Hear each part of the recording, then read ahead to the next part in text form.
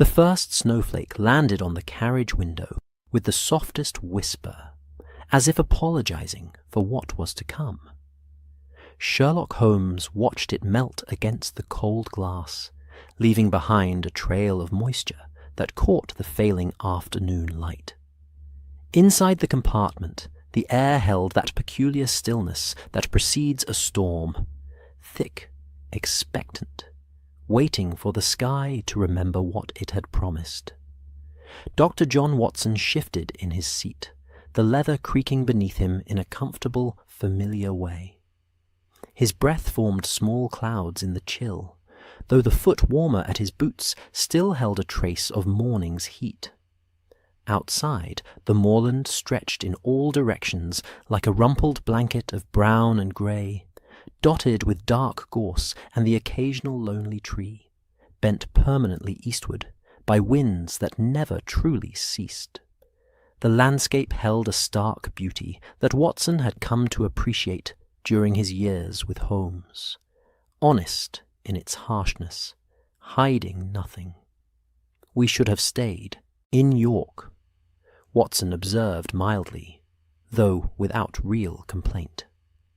Years of following Holmes into uncertain situations had taught him the futility of second-guessing their course once chosen. Holmes didn't turn from the window. The case in York resolved itself adequately without our presence.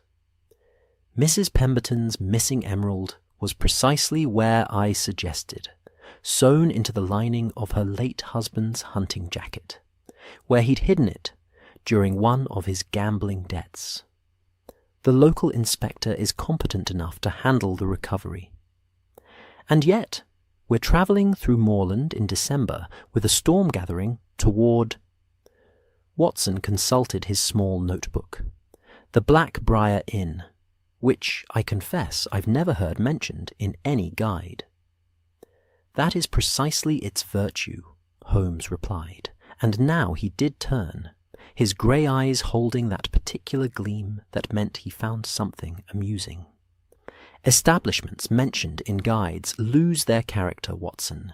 They become performances of what travellers expect an inn to be, rather than what an inn is.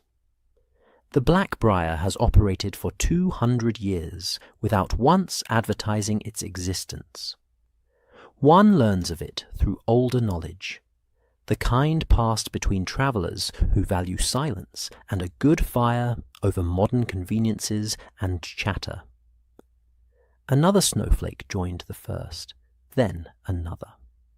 Within moments, the window was stippled with them, each one visible for a breath before melting into obscurity.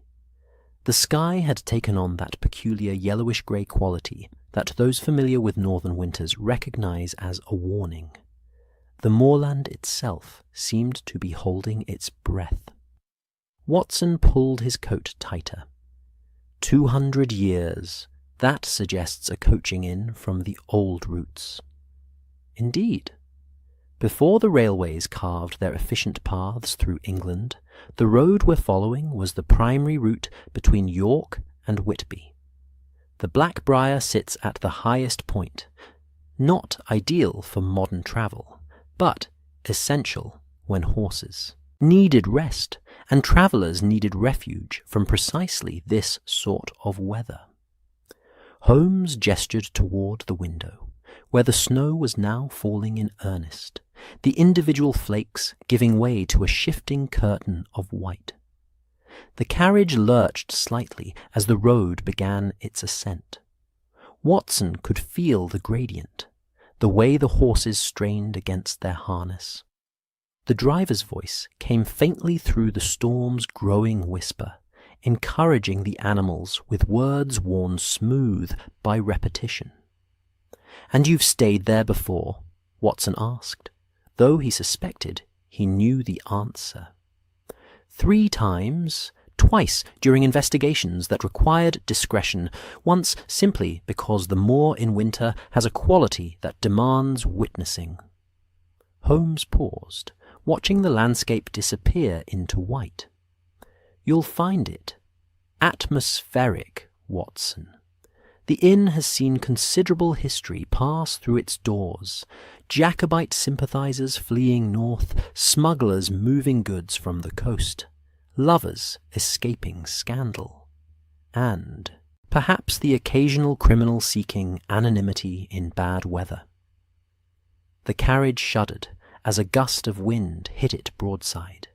The snow was no longer falling so much as driving horizontally, erasing the world beyond a few feet in any direction. Watson found himself grateful for the driver's knowledge of the road. There were no landmarks visible now, nothing but white and grey, and the increasing darkness of late afternoon in winter. "The innkeeper is a Mrs. Blackwood," Holmes continued, his voice taking on the cadence he used when recounting details he deemed important. "A widow of some 70 years, sharp as winter frost and twice as unforgiving of fools. Her late husband operated the inn before her, and his father before him. The staff is small. Her nephew manages the stables, a cook who has been there 40 years, and 2 girls from the nearby village who help with the rooms and serving. In winter, they sometimes take on additional help if the weather brings unexpected guests." "As it appears to be doing now," Watson observed, wiping condensation from his window to peer out. He could just make out the shapes of other travellers on the road, another carriage ahead of them, and what looked like a rider on horseback hunched against the wind. "The Black Briar can accommodate perhaps 20 guests comfortably, 30 in necessity. It has 12 rooms, a common dining room, a smaller private parlour, and a tap room that serves the occasional local farmer when the roads are passable." Holmes rattled off the details as if reading from a ledger in his mind palace. "The building itself is stone, moorland granite, with walls thick enough to withstand centuries of wind. The windows are small, the ceilings low, and every door is made of oak that has darkened to nearly black with age and smoke. Hence the name, though there are also briar roses that grow wild around the foundation come summer, tangled and thorny and surprisingly resilient." The carriage crested the hill, and for a moment the wind eased. In that brief respite, Watson caught sight of their destination. The Black Briar Inn emerged from the storm like a ship from fog, solid, ancient, its stone walls the colour of clouds before thunder. Light glowed from its windows, small squares of amber warmth that seemed impossibly inviting against the white chaos surrounding them. Smoke rose from 3 chimneys, only to be immediately scattered by the wind. The building hunched into the landscape as if it had grown there rather than been built, its slate roof gleaming wetly, its walls bearing the marks of 2 centuries of weather. "Good Lord," Watson murmured, "it looks positively medieval." "Parts of it are," Holmes confirmed. "The central structure dates to 1690, though the eastern wing was added in 1750, and the stables rebuilt after a fire in 1820. Mrs. Blackwood maintains it exactly as it has always been. No gaslighting, no modern improvements, oil lamps and candles, peat, fires and woolen blankets, and a silence that is rare in our increasingly noisy century." The carriage pulled into the yard, where other vehicles were already sheltering. The carriage they'd seen ahead, 2 smaller traps, and a luggage cart being hastily unloaded by men moving with the urgency of those who recognize a serious storm when they see one. The rider Watson had glimpsed was dismounting, his horse's breath steaming in great clouds, its flanks dark with snowmelt and exertion. A stable boy appeared as if summoned, his face red with cold, but his manner practiced. He took the horses' heads as the driver climbed down, and Watson heard the murmured exchange of men who understood that tonight all travellers were allies against the weather.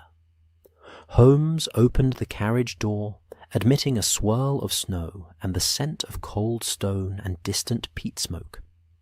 He stepped down with his characteristic grace, seemingly unbothered by the wind that immediately tried to steal his hat.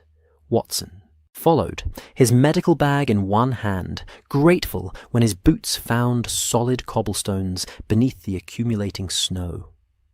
The inn's door opened, releasing a wash of warmth and golden light, and Mrs. Blackwood herself stood in the entrance.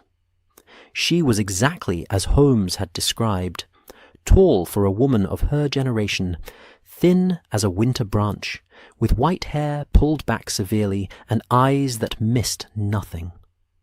She wore black, as widows did, but the fabric was good wool and well maintained, and her white apron was spotless despite the chaos of unexpected guests arriving in quick succession.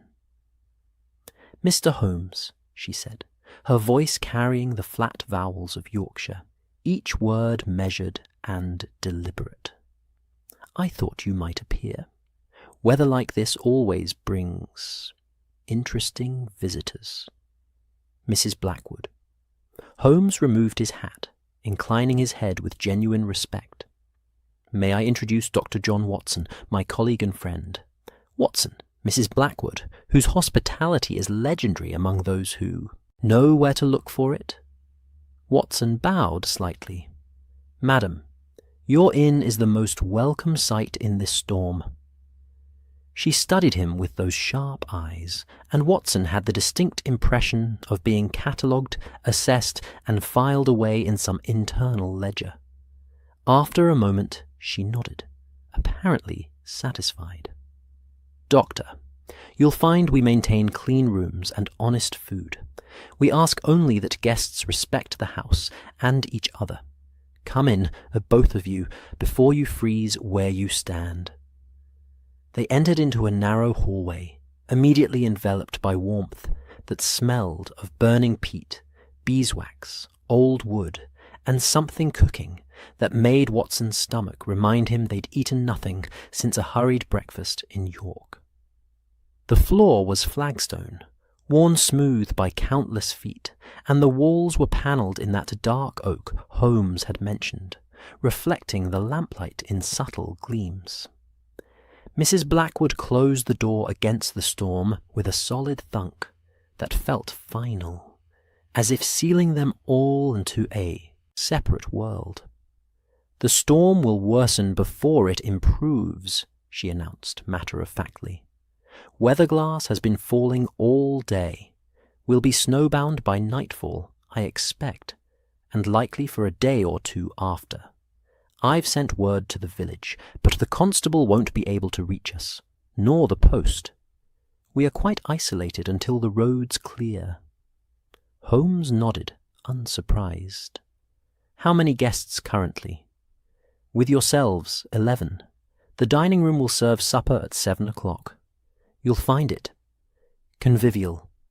Weather like this makes people either very quiet or very loud, and this group seems inclined toward the latter." There was something in her tone, a note Watson couldn't quite identify. Not disapproval, exactly, but observation. Careful observation. She led them down the hallway to a narrow staircase, the steps creaking in a comfortable way that spoke of age and solidity rather than disrepair. "I've given you the room in the east wing, Mr. Holmes, the one you preferred before. Dr. Watson will have the adjoining room. Both overlook the moor, though you'll see nothing but white tonight." The rooms were exactly as Holmes had implied, low-ceilinged, the walls that same dark wood, with narrow windows, and floors that slanted slightly with the building settling. But the beds were made up with thick woolen blankets. A peat fire glowed in each small grate, and oil lamps cast a warm, steady light. A pitcher of water stood on the washstand, steam rising gently, and Watson noted with approval the cleanliness of everything, the care taken despite the simplicity. "Supper at 7, Mrs. Blackwood repeated. "The taproom serves drinks beforehand, should you wish company. Most of the guests are already gathering there." She paused at the door, her hand on the frame. "Mr. Holmes, I trust your visit is purely for shelter from the storm." Holmes smiled, that slight quirk of his lips that meant many things. "I have no current investigation in this region, Mrs. Blackwood. Watson and I are merely travellers seeking refuge, like all your other guests." She held his gaze for a moment longer, then nodded. "I shall tell cook to prepare for hearty appetites then. The storm makes everyone hungry." She departed, her footsteps receding down the hallway with measured precision. Watson set down his bag and moved to the window, wiping the condensation to peer out. The moor had disappeared entirely. There was only white darkness now, the snow so thick it seemed solid, and somewhere in that chaos the wind howled with a voice that might have been there since the world was young. "Quite the refuge," he murmured. Behind him, Holmes was unpacking with his usual efficiency, but Watson could hear the smile in his voice. "Indeed, Watson, though I confess I find myself curious about our fellow refugees." Mrs. Blackwood's tone suggested something, an undercurrent. Perhaps she simply worries about feeding 11 unexpected guests through a storm. Perhaps, Holmes agreed, but he said it in the way that meant he thought otherwise. "Come, Watson, let us wash away the journey's dust and make ourselves presentable. I find myself interested to meet those whom fate and foul weather have gathered under this ancient roof tonight. There is something in the air beyond snow, I think. Something patient." And as Watson turned from the window, he felt it too. That peculiar quality Holmes had mentioned, that sense of the inn as a world unto itself, cut off from everything beyond its stone walls. Outside, the storm pressed close, and inside, strangers gathered around fires and candlelight, bound together by circumstance and the long hours of a moorland night. The Black Briar Inn settled around them with the weight of its 200 years, holding its secrets close, waiting to see what this particular storm would bring. The dining room revealed itself like a scene from a painting, as Holmes and Watson descended the narrow staircase at precisely 7 o'clock. The space was larger than the confines of the hallway suggested, running the length of the inn's original structure, with a ceiling crossed by blackened beams that had supported the roof since the reign of William and Mary. 3 long tables dominated the room, arranged in a U-shape that encouraged conversation, and tonight all 3 bore the marks of Mrs. Blackwood's preparation for unexpected company. White linen covered the dark wood, and upon it sat an array of mismatched china that somehow achieved harmony through age and use rather than design. Silver candlesticks marched down the centre of each table, their flames dancing in the draughts that no amount of thick stone could entirely eliminate. The light they cast was warm and golden, painting everything in soft amber tones that forgave imperfections and lent even ordinary faces a quality of gentle mystery. A fire roared in the massive hearth that occupied the room's eastern wall, large enough that a man might stand upright within it. Peat burned there alongside seasoned oak, filling the air with that distinctive scent. Earthy, slightly sweet, ancient as the moor itself. The heat it threw was considerable, creating a bubble of warmth that pushed back against the cold, pressing at the windows, where frost had already begun to etch patterns on the small panes. The other guests had gathered, and Watson found himself taking mental inventory, as Holmes had trained him to do, though with less systematic precision. There were indeed 11 souls sheltering at the Black Briar tonight, 12 if one counted Mrs. Blackwood herself, who moved through the room with quiet authority, directing the 2 serving girls with small gestures and meaningful glances. At the head of the centre table sat a gentleman of perhaps 50 years, his bearing suggesting military service even in civilian dress. His posture was impeccable, his moustache precisely trimmed, and his eyes carried that particular focus of men accustomed to command. He was engaged in conversation with a younger man seated to his right, a clerk or lawyer's apprentice, Watson guessed, based on the inkstains faintly visible on his fingers and the slightly stooped shoulders that came from hours bent over ledgers. Across from them, 2 women sat in the careful proximity of sisters or close friends. The elder was perhaps 40, dressed in deep green that had seen better days, but was meticulously maintained, her hair showing threads of silver at the temples. The younger might have been 25, pretty in a subdued way, with her hands folded in her lap, and her attention fixed on the military gentleman with an intensity that suggested either admiration or careful study.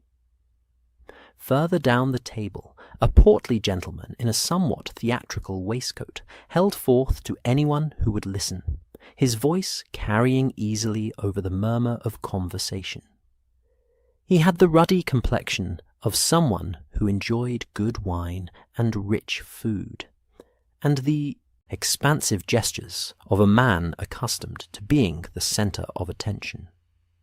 Beside him, looking somewhat overwhelmed, sat a thin clergyman whose collar marked his profession, and whose nervous hands suggested discomfort with worldly company.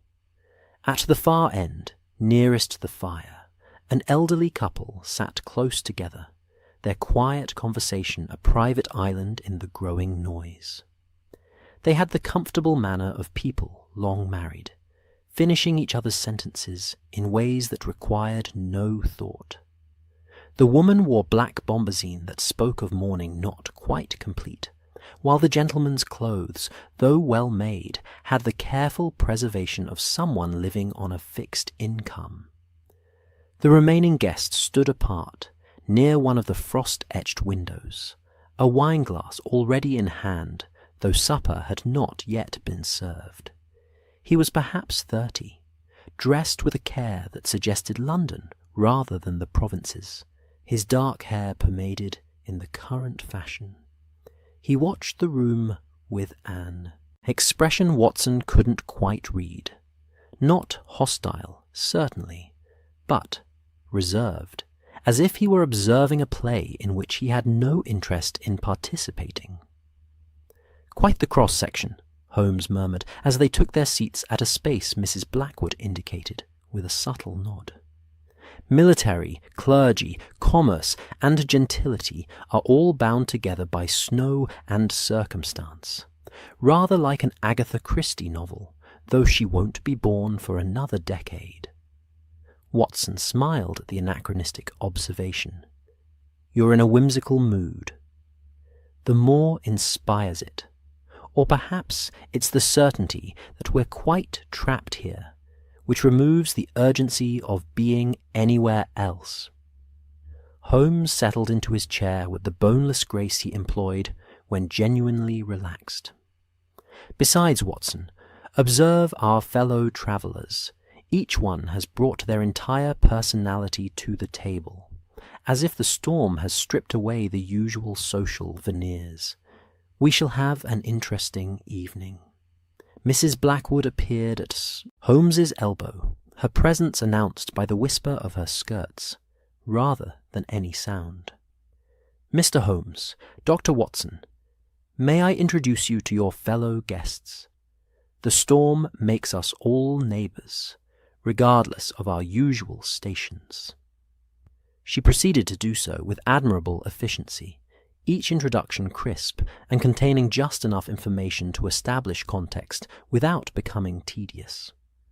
The military gentleman was Colonel Edmund Fairfax, retired from the Indian service and returning to his family estate in Northumberland after settling affairs in York. The clerk was Timothy Ashford, travelling to take up a position with a shipping firm in Newcastle. The sisters were Miss Caroline Hartwell and Miss Prudence Hartwell, the former a governess between situations, the latter visiting from her position as companion to an elderly lady in Scarborough. The portly gentleman proved to be Mr. Horace Pembleton, a wine merchant from Manchester, whose theatrical waistcoat was apparently characteristic of his general approach to life. He boomed his greeting with such enthusiasm that the candle flames flickered, and immediately launched into an explanation of why his wines were superior to anything one might find in London, despite what pretentious merchants in the capital might claim. The nervous clergyman was Reverend Aldous Blackwell, travelling to take up a new living in a parish near the coast, his anxiety apparently stemming from the responsibility of his first independent church. The elderly couple were Mr. and Mrs. Cornelius Webb, on their way home to Whitby after attending the funeral of Mrs. Webb's sister in Leeds. And the aloof gentleman by the window was Mr. Adrian Trent, whose profession and purpose Mrs. Blackwood did not specify, and whom she introduced with a neutrality that was itself informative. "Now then," Mrs. Blackwood announced, once the introductions were complete, "supper will be served shortly. In the meantime, the wine is on the sideboard, courtesy of Mr. Pembleton's generous offer to share from his samples. Help yourselves, ladies and gentlemen. The storm has made us all family for the evening." This announcement was met with appreciative murmurs, and Mr. Pembleton practically glowed with pleasure at having his generosity acknowledged. He bustled to the sideboard, where several bottles stood waiting, and began pouring with the practised hand of a man who knew his trade. The wine flowed into glasses with soft glugging sounds, ruby red in the candlelight. Mr. Pembleton provided a running commentary on each vintage, this one from a French vineyard he'd visited personally, that one from a newly discovered Spanish region, another from his own cellar and aged to perfection. His voice carried the enthusiasm of genuine passion mixed with commercial opportunity, and Watson found himself warming to the man despite his bombastic manner. Glasses were distributed, the good crystal catching light and throwing it back in points of amber and crimson. Even Reverend Blackwell accepted a small pour after Pembleton assured him it was barely stronger than communion wine, and would settle his nerves beautifully. The two serving girls moved efficiently around the table, placing bowls of winter vegetables, platters of roasted meat, and tureens of rich gravy that sent steam curling toward the beamed ceiling. The conversation grew louder with the arrival of food and wine, the forced cheer that Watson recognized from his military days, soldiers making merry before battle, knowing that camaraderie was its own kind of armor against uncertainty. Colonel Fairfax held forth on the incompetence of the railway schedules.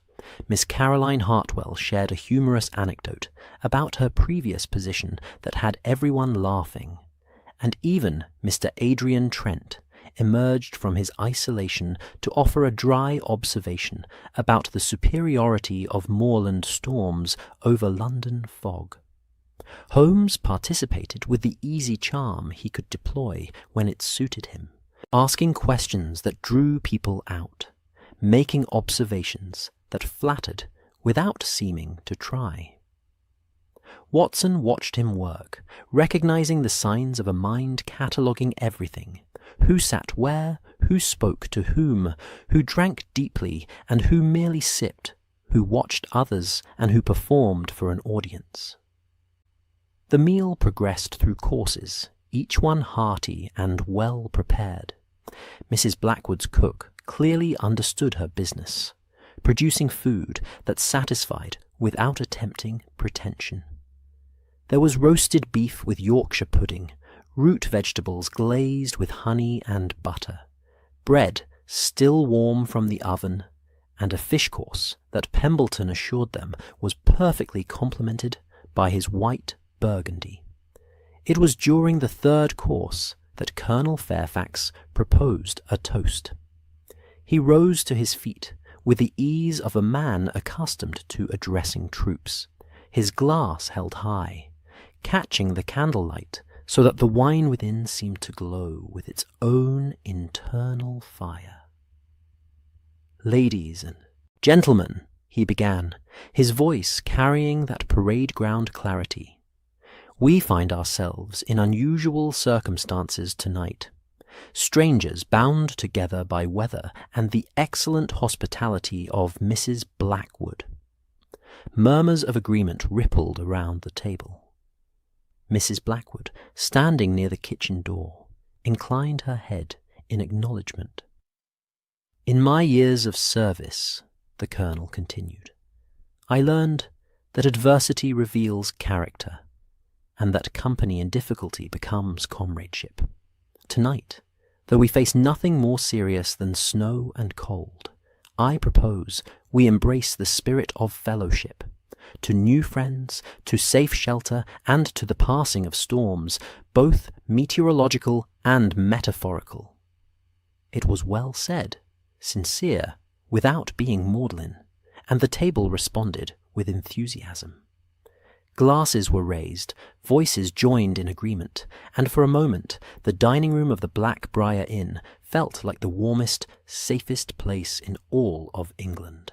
Colonel Fairfax lifted his glass to his lips, smiling at the response, his eyes crinkling at the corners with genuine pleasure. Watson saw Holmes reach for his own glass with lazy grace, saw Miss Prudence Hartwell blush slightly as the Colonel's gaze passed over her, saw Mr. Pembleton beam with proprietary pride at the wine being so honoured, and then the Colonel's smile froze. It was subtle at first, a slight widening of his eyes, a catch in his breath that might have been anything. His glass remained at his lips for a heartbeat longer than natural, and then his hand began to tremble. The crystal shook, wine sloshing against the sides, and his other hand came up to grip the table's edge. "Colonel?" Miss Prudence Hartwell's voice was uncertain, her smile fading as she registered that something was wrong. Fairfax tried to speak, his mouth opening, but no words emerged. Instead, a small sound came from his throat, choked, desperate. His face had gone the colour of parchment, and his eyes held a terrible awareness, knowledge of something gone catastrophically wrong within his own body. The glass fell from his fingers, shattering against the china plate before him. Wine spread across the white linen like blood, and in the candlelight it might have been. The Colonel swayed, both hands now clutching the table, his knuckles white with the force of his grip. Watson was on his feet before conscious thought, his medical training overriding everything else. He reached the Colonel just as the man's legs gave way, catching him as he collapsed, easing him to the floor rather than letting him fall. Around them, chaos erupted. Miss Hartwell screamed. Mr. Pembleton shouted something incoherent. Chairs scraped against flagstone as people lurched to their feet. "Everyone back," Watson commanded, his voice carrying the authority of countless battlefields and hospital wards. "Give him air." He loosened the Colonel's collar, checking for breathing, for pulse. The man's eyes rolled, unfocused, and his lips. Watson's breath caught. The Colonel's lips were darkening, a purple-blue tinge spreading from the edges inward, as if something was draining the life and colour from him in concentric waves. Holmes appeared at Watson's shoulder, his face composed, but his eyes sharp with focus.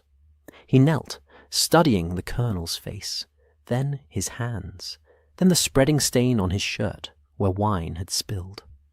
"Poison," he said quietly, the word falling into the sudden hush like a stone into still water. "Surely not." Reverend Blackwell's voice was shrill with horror. "It must be his heart, or apoplexy, or—" "Look at his lips, Reverend," Holmes interrupted, not unkindly, but with absolute certainty. That particular discoloration, the rapidity of onset, the complete muscular collapse, poison, and a swift one. Watson checked again for vital signs, going through the motions, even as he felt the Colonel's pulse flutter and fade beneath his fingers. The man's chest rose once more in a shuddering breath, then fell and did not rise again. "He's gone," Watson said quietly, looking up at the circle of horrified faces surrounding them. "I'm sorry. There was nothing to be done." The silence that followed was profound, broken only by the crack and pop of the fire and the wind howling against the windows. 10 faces stared down at the Colonel's body, each registering shock in their own way. Miss Prudence Hartwell, with tears streaming down her cheeks, Mr. Trent, with clinical detachment, Mrs. Webb clutching her husband's arm, Pembleton's face gone grey as his own wine. Holmes stood slowly, his eyes moving from the body to the table, to the broken glass, to the wine spreading across linen. When he spoke, his voice was calm, but it carried a weight that made everyone listen. "I'm afraid," he said, "that until we understand what has happened here, no one may leave this room. We are snowbound. The constable is hours away, even if the roads were passable, and someone at this table has just committed murder." The wind chose that moment to shriek against the windows, and in the candlelight, shadows danced across 11 faces, each one suddenly transformed from companion to suspect. The feast had ended. The reckoning had begun. The dining room held its collective breath, as if the very walls of the Black Briar Inn were waiting to see what would happen next. The candles continued their gentle flickering, indifferent to the drama unfolding beneath them, and the fire still crackled with the same warmth it had offered moments before, when the world had been simpler and Colonel Edmund Fairfax had been alive to enjoy it. Watson remained kneeling beside the body, his medical instincts keeping him there, even though there was nothing more to be done. He had closed the Colonel's eyes with gentle fingers, a small dignity in the face of undignified death. The darkened lips remained, though, a terrible testament to whatever poison had coursed through the man's system with such devastating efficiency. Holmes stood above them both, his posture relaxed, but his mind clearly racing through possibilities, at the speed that Watson had learned to recognize over their years together. His grey eyes moved from face to face, cataloguing reactions, measuring shock against calculation, sorting genuine horror from performed dismay. "This is preposterous," Mr. Adrian Trent said finally, his cultured voice cutting through the silence with the precision of a scalpel. "You cannot seriously suggest that one of us deliberately poisoned the Colonel. We are all strangers here, brought together by chance and weather. What possible motive could any of us have?" "Motive," Holmes replied mildly, "is what we shall endeavour to discover. But first, we must establish facts. Dr. Watson, your professional assessment, if you please." Watson rose to his feet, wiping his hands on his napkin with automatic fastidiousness. "Death by poison is certain. The cyanotic discoloration of the lips and extremities, the rapid onset, the complete systemic collapse, all indicate a fast-acting toxin, likely introduced within the last 10 to 15 minutes. Given that the colonel appeared in perfect health until the moment he drank from his glass." He gestured toward the shattered crystal and spreading wine stains. "The delivery method seems obvious." "The wine?" Mr. Pembleton's voice was hoarse with horror, and his ruddy complexion had taken on a greenish tinge. "But that's impossible. I poured from my own samples, bottles I've carried with me for weeks. I've drunk from these very vintages myself, just this afternoon, and everyone was served from the same bottles." "Not quite everyone," Holmes interrupted gently. He moved to the table, his long fingers tracing the air above the remaining glasses without touching them. "Observe, if you will. Mr. Pembleton poured generously for all, yet not all partook with equal enthusiasm. Who among you declined wine entirely?" A pause, then. Reverend Blackwell raised a trembling hand. I took only a sip, the smallest amount. It seemed prudent, given my nervous disposition and the late hour. I barely wet my lips. "And Mr. Trent?" Holmes directed his attention to the well-dressed gentleman who still stood apart from the group, his own glass held, but clearly untouched. Trent lifted the glass slightly, examining it in the candlelight. "I requested wine, but have not yet drunk. I was waiting for the toast to conclude, and then—" He gestured toward the colonel's body with a movement that managed to be both respectful and dismissive. "Circumstances intervened."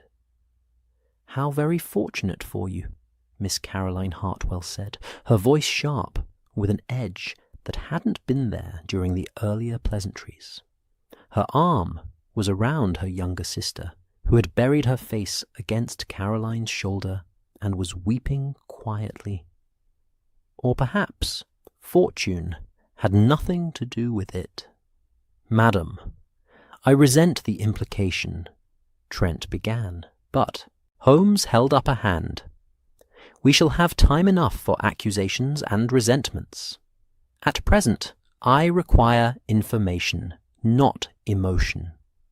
Mrs. Blackwood, how long until the constable might reach us, assuming the storm permits?" The innkeeper had remained near the kitchen door throughout the crisis, her expression unreadable, her hands clasped before her with the same composure she might display while discussing housekeeping arrangements. "The constable resides in Thornby village, 6 miles distant. In good weather, 2 hours by horse. In this—" She glanced toward the windows, where snow pressed against the glass like a living thing seeking entry. "Tomorrow afternoon at the earliest, assuming the wind drops and the drifts can be navigated. More likely, the day after." "Then we find ourselves in a singular position," Holmes observed. "A death by poisoning, no official authority within reach, and a closed circle of suspects who cannot leave even if they wish to do so. It is almost a textbook, though I confess the textbooks rarely account for the discomfort of the situation." "Discomfort?" Mrs. Webb spoke for the first time, her elderly voice wavering but sharp with indignation. "A man is dead, sir, and you speak of discomfort. We are trapped in an inn with a murderer, and you philosophize?" Watson moved to her side, his manner gentle. "Mrs. Webb, I understand your distress, but Mr. Holmes is perhaps the most qualified person in England to investigate circumstances such as these. If you'll permit him to work, we shall have answers far sooner than if we simply wait for official help. And in the meantime, Timothy Ashford, the young clerk, had been silent until now, but his voice cracked slightly with poorly suppressed panic. We're to sit here, knowing that one of us is a poisoner. How do we know there won't be another murder? How do we know we're safe? An excellent question, Holmes acknowledged. He had moved to stand behind the Colonel's empty chair, his hands resting lightly on its back. Let us begin by establishing what we can prove. The Colonel died immediately after drinking from this glass. He indicated the shattered crystal with a small gesture. The wine came from bottles provided by Mr. Pembleton and poured in full view of everyone present. The logical conclusions are limited. Either the wine itself was poisoned before it reached this table, or the glass was contaminated before the wine was poured into it, or some agent was introduced into the specific glass after pouring but before consumption.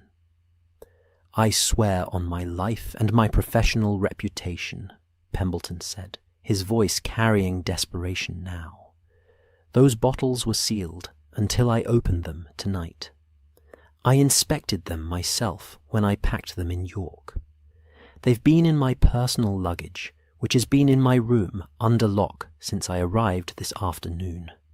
No one could have tampered with them.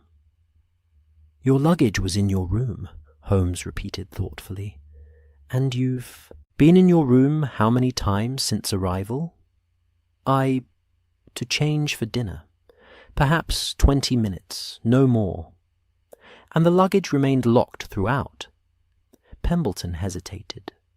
I unlocked it to retrieve fresh linen for dressing, but I locked it again immediately after. The bottles were undisturbed. Undisturbed in appearance, Holmes corrected gently. But a skilled hand can remove a cork, introduce a substance, and replace the seal so carefully that casual inspection reveals nothing. However, I think we can rule out that particular method for a simple reason: timing. If the wine bottles themselves were poisoned, we should have multiple victims, as several people drank from the same source.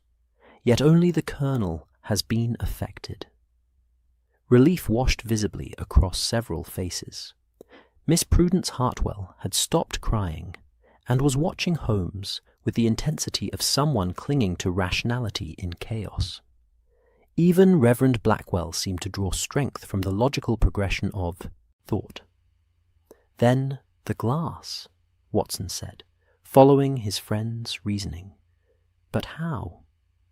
We all sat down together. The glasses were already on the table, and the wine was poured in plain sight. When could anyone have contaminated a specific glass? Ah, Watson, you illuminate the central mystery admirably. Holmes smiled, but there was no warmth in it. When, indeed? Let us reconstruct the evening with precision. Mrs. Blackwood, who set this table? Sarah and Beth, the serving girls, under my supervision. We laid the cloth at 5 o'clock and set the places at past. The glasses came from the sideboard cupboard, where they're stored, wrapped in linen to prevent dust. And they were placed at each setting how long before the guests arrived? An hour, perhaps slightly more. Is it significant? Everything is potentially significant. Were the glasses left unattended at any point? Mrs. Blackwood's eyes narrowed in thought. I was called to the kitchen to address a question about the roast. Perhaps 10 minutes. Sarah and Beth were still here, arranging the flowers and adjusting the candles. Holmes turned to the 2 serving girls who had pressed themselves against the far wall, their faces pale in the lamplight. Sarah? Beth? Did either of you leave the room during that time? The elder girl, Sarah, nodded hesitantly. Just for a moment, sir. Beth sent me to fetch more candles from the storeroom. She stayed here. And you, Beth?" The younger girl's voice was barely a whisper. "I was here the whole time, sir. I swear it. I didn't touch anything except to straighten the flowers." "Did anyone else enter the room while you worked?" Beth's eyes darted to the assembled guests, then away. "Some of the gentlemen and ladies came through, sir, to warm themselves by the fire before dinner. Mr. Pembleton was here for a while, talking about his wines. And the Colonel, he stood by the window looking at the storm. Miss Hartwell, the younger Miss Hartwell, she came to ask about supper times, and—" "Yes," Holmes prompted gently. "Mr. Trent, sir. He walked the length of the room looking at the old pictures on the walls. Said he admired historical buildings." All eyes turned to Trent, who met their gazes with cool composure. "I did indeed. This inn has considerable character, and I appreciate such things. I touch nothing but door handles and my own coat. If you're suggesting I somehow poisoned a glass while admiring watercolours of the Moor, I'd be fascinated to hear the mechanism." "As would I," Holmes agreed equally. "But we are gathering facts, Mr. Trent, not yet drawing conclusions. Tell me, did anyone approach the table itself, stand close enough to touch the settings?" Beth bit her lip, thinking. "Mr. Pembleton did, sir. He counted the places to be sure there'd be enough for his wine service. And the Colonel, he pulled out his chair, this very one, to test it, said something about old furniture and his back." Holmes moved around the table with slow deliberation, studying each place, setting with the concentration he usually reserved for chemical experiments or tobacco ash. The remaining guests watched him with varying degrees of hope and anxiety, a small audience to a performance whose ending none could predict. "The glasses are identical," Holmes murmured, more to himself than to his audience. "Crystal, moderately expensive, but not remarkable. Each would hold approximately 6 ounces of wine. They were cleaned to the same standard, placed with care." He paused at the Colonel's setting, where wine still stained the linen and shards of crystal glinted in the candlelight. Watson saw it then, the minute change in Holmes's expression, the slight tightening around his eyes that meant he'd seen something significant. His friend bent closer to the table, examining the wine stain itself, the pattern of liquid spread across the cloth, the precise position where the glass had shattered. "Interesting," Holmes said, softly. "Most interesting indeed. What is it?" Watson moved to join him. "What do you see?" Instead of answering directly, Holmes straightened and surveyed the table once more, his gaze travelling from setting to setting, glass to glass. "Dr. Watson, would you be so kind as to describe the typical effects of common poisons that act with the rapidity we witnessed?" Watson fell into the familiar rhythm of medical recitation, grateful for the solid ground of scientific knowledge. "Cyanide salts act within seconds to minutes, causing the symptoms we observed. Strychnine is also rapid, but produces convulsions, which were absent. Arsenic is too slow. Certain alkaloids from plants, hemlock, aconite, might produce similar effects, though the timing would be variable. Given the blue discoloration and speed, I would lean toward cyanide or a related compound." "And such compounds," Holmes continued, "would dissolve readily in wine?" "Not all of them. Some cyanide salts clump or precipitate in alcohol. They'd be visible as cloudiness or sediment." "Unless," Holmes said, his voice taking on that particular quality of restrained excitement, "unless they were dissolved first in heat and then added to a liquid that was cold. Then, Watson, what would one see? Watson frowned, thinking. The poison would remain in solution, particularly if the wine itself warmed it slightly upon addition. But there would be. He stopped, understanding dawning. There would be a temperature difference. The glass would be warmer than its fellows, at least initially. Precisely. Holmes's smile was genuine now, sharp and predatory. And a warm glass, in a cold room, with wine poured into it, would produce a very particular pattern of condensation.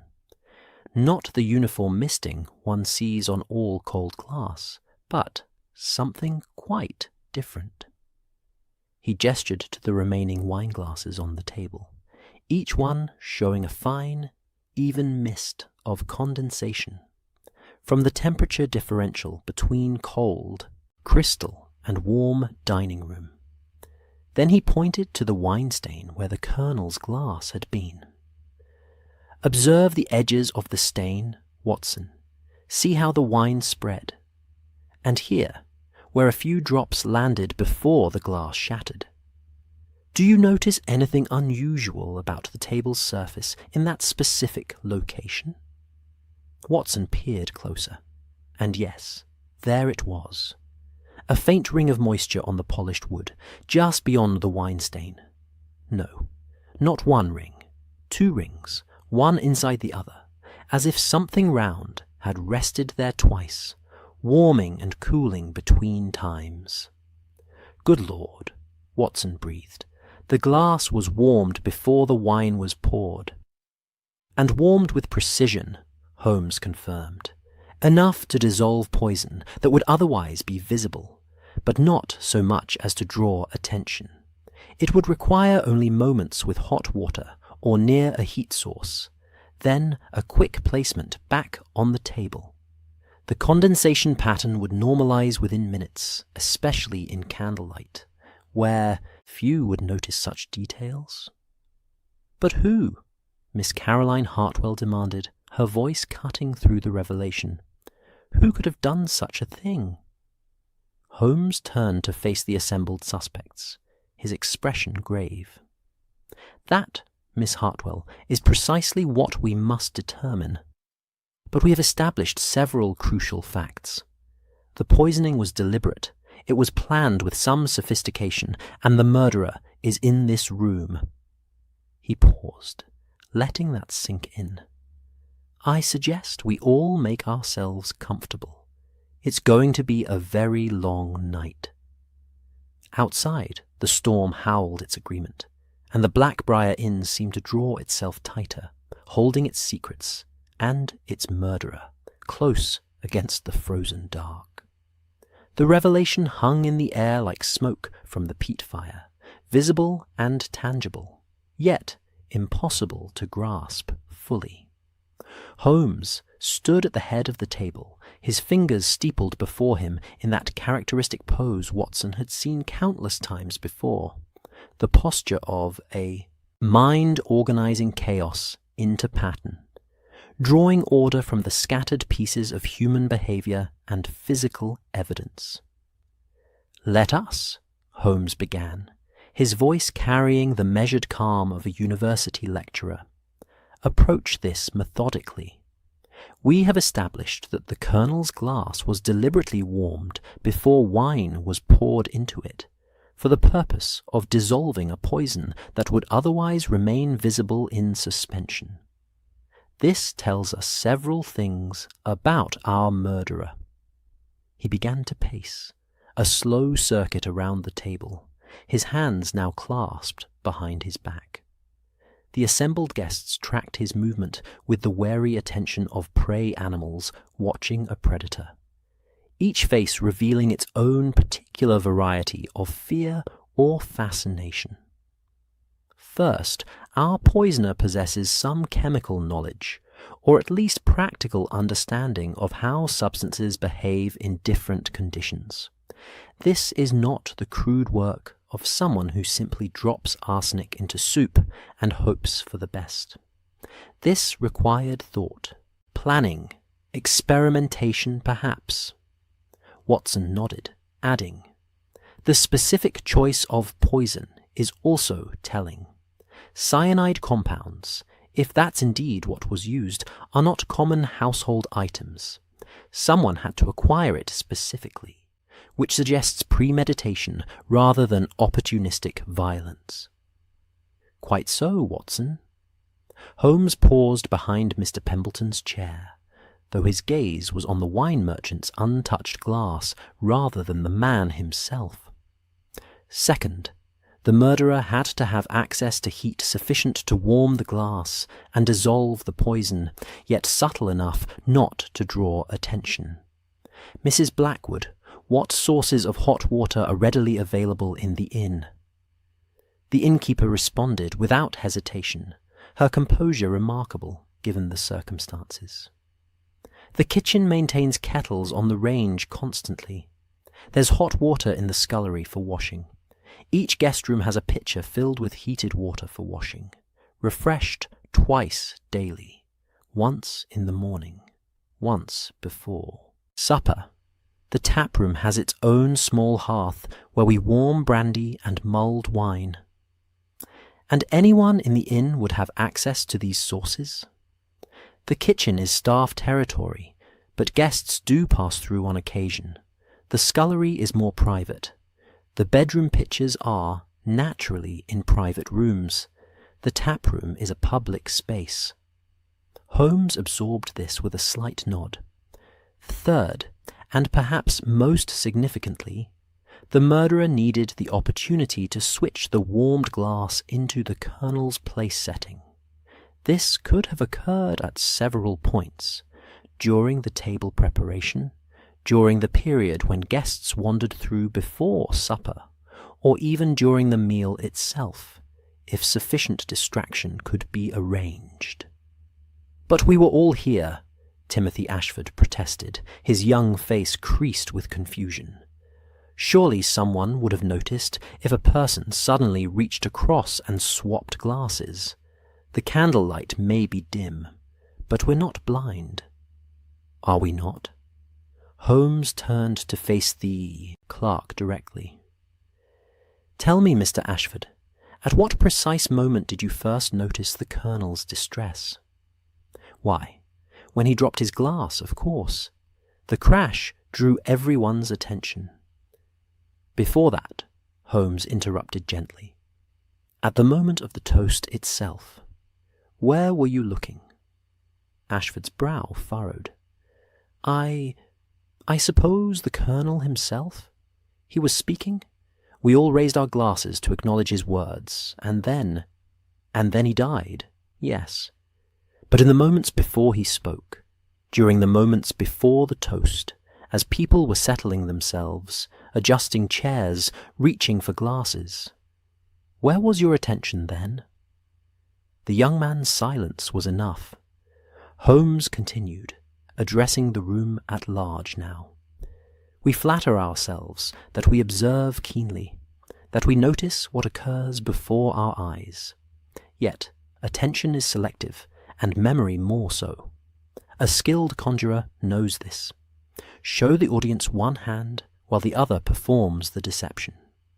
In a room full of people, with conversation flowing and candles flickering, with wine being poured and food being served, who can truly account for every movement, every gesture?"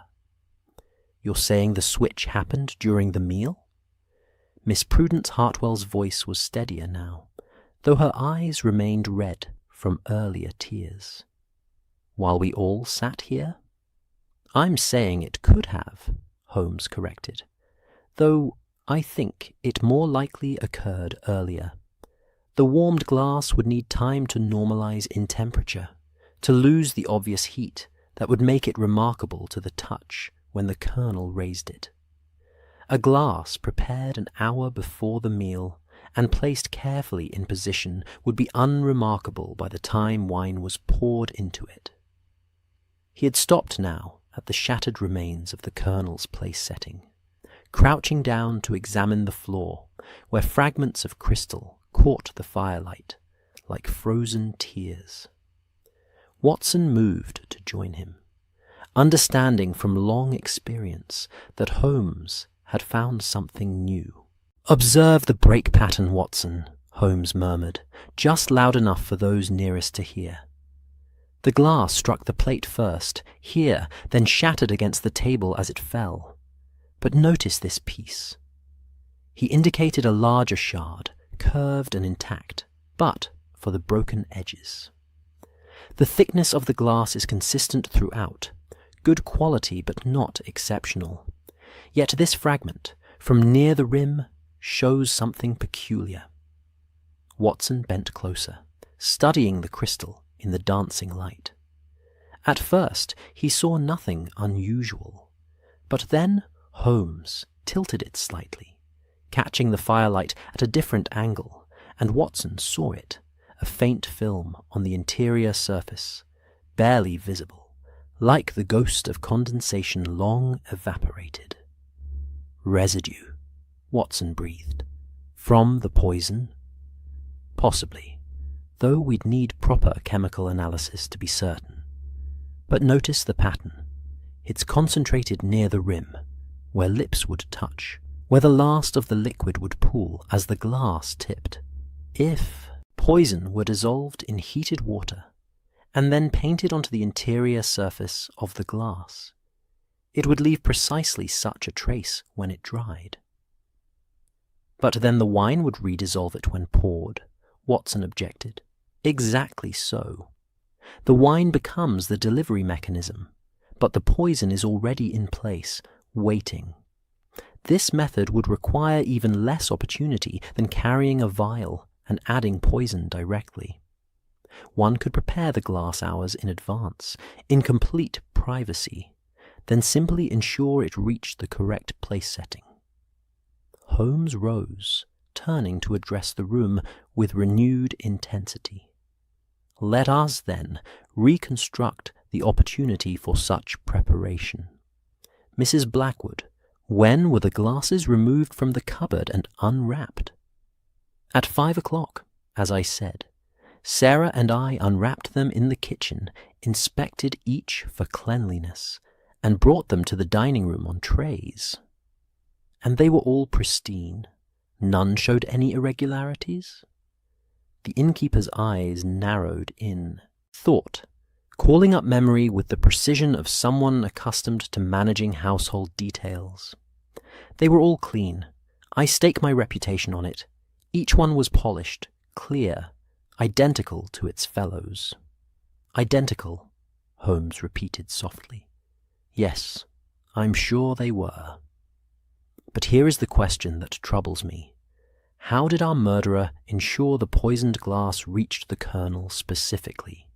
The settings were arranged before guests took their seats. How could anyone guarantee that the colonel would sit in that particular chair at that particular place?" A long silence followed. Watson saw understanding dawn on several faces simultaneously. The realization that this question opened new avenues of inquiry, or perhaps closed others. It was Mr. Cornelius Webb who spoke, his elderly voice thoughtful. "The colonel chose his own seat. I remember distinctly. When we entered for dinner, Mrs. Blackwood invited us to sit where we pleased, and the colonel walked directly to that chair. He said something about preferring to have the fire at his back rather than in his eyes. Military habit, I assumed." "Did he indeed?" Holmes's interest sharpened visibly. "Mrs. Blackwood, is this accurate? You allowed open seating rather than assigning places?" "For such an informal gathering, yes. It seemed unnecessary to stand in ceremony when we're all refugees from the same storm." "Then our murderer couldn't have known with certainty where the colonel would sit." "Unless," Mr. Adrian Trent interjected, speaking for the first time in several minutes, "the murderer was prepared to poison whichever glass the colonel chose. Or—" He paused, and something flickered across his face. Calculation, perhaps, or reluctant admiration. or the murderer arranged matters so that the colonel would choose a particular seat? "Explain," Holmes commanded.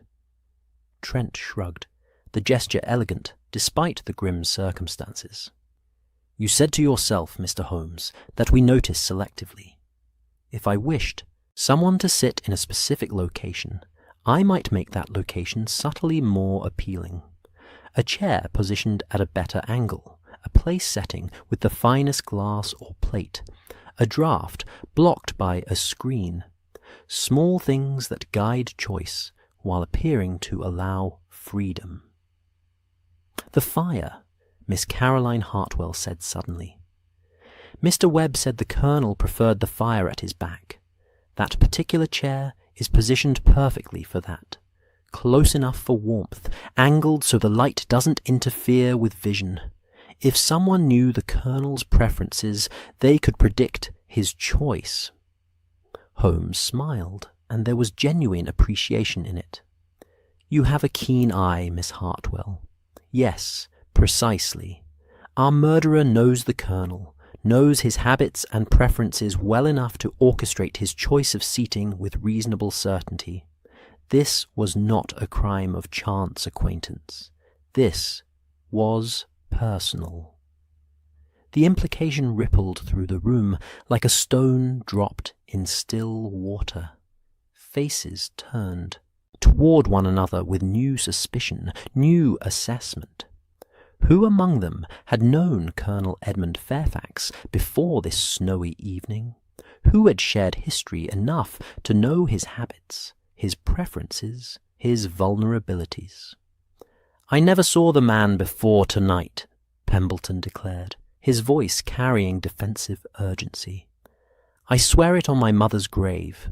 We exchanged pleasantries when I arrived, nothing more. How could I possibly know how he preferred to sit?" "Yet, you were in this room during the preparation," Holmes noted. Beth confirmed it. "You were here, ostensibly counting place settings to ensure sufficient wine service. What else might you have done while you were here?" "I did nothing but count. I touched nothing but—" Pemberton stopped, colour draining from his ruddy face. "My God, I did touch one glass. It was sitting slightly askew, not quite aligned with the plate. I straightened it. Just the one near the head of the table. I'm not even certain which setting it was." "The colonel's," Holmes said quietly. "I noticed the alignment myself earlier. That particular glass was positioned with unusual precision, exactly centered, exactly squared. The work of someone who wanted to be absolutely certain of which glass it was." Watson felt the pieces shifting, patterns emerging from chaos. So the poisoned glass was already in place, and Pemberton's innocent action served to mark it, to make it identifiable to the murderer, who could then ensure the colonel sat there. "A possibility," Holmes acknowledged, "though I think the truth may be more subtle still. Tell me, Mr. Pemberton, when you straightened that glass, did you notice anything unusual about it? Temperature, perhaps, or texture?" Pemberton's face had gone from pale to grey. Yes, actually. It felt slightly warm to the touch. I thought perhaps it had been placed too near the fire while being polished, or that my own hands were cold from the storm. I thought nothing of it at the time." "Warm," Holmes repeated, his voice carrying satisfaction. "Warm, because it had recently been heated, had recently held hot water and dissolved poison. How long before the meal?" "Perhaps 40 minutes. I came down early to ensure my wines were properly displayed. 40 minutes would allow the glass to cool to room temperature, while retaining enough residual heat to feel slightly warm to a careful touch. And the murderer, watching from elsewhere in the inn or returning after you'd gone, would see that the glass had been marked by your adjustment, would know precisely which one contained death."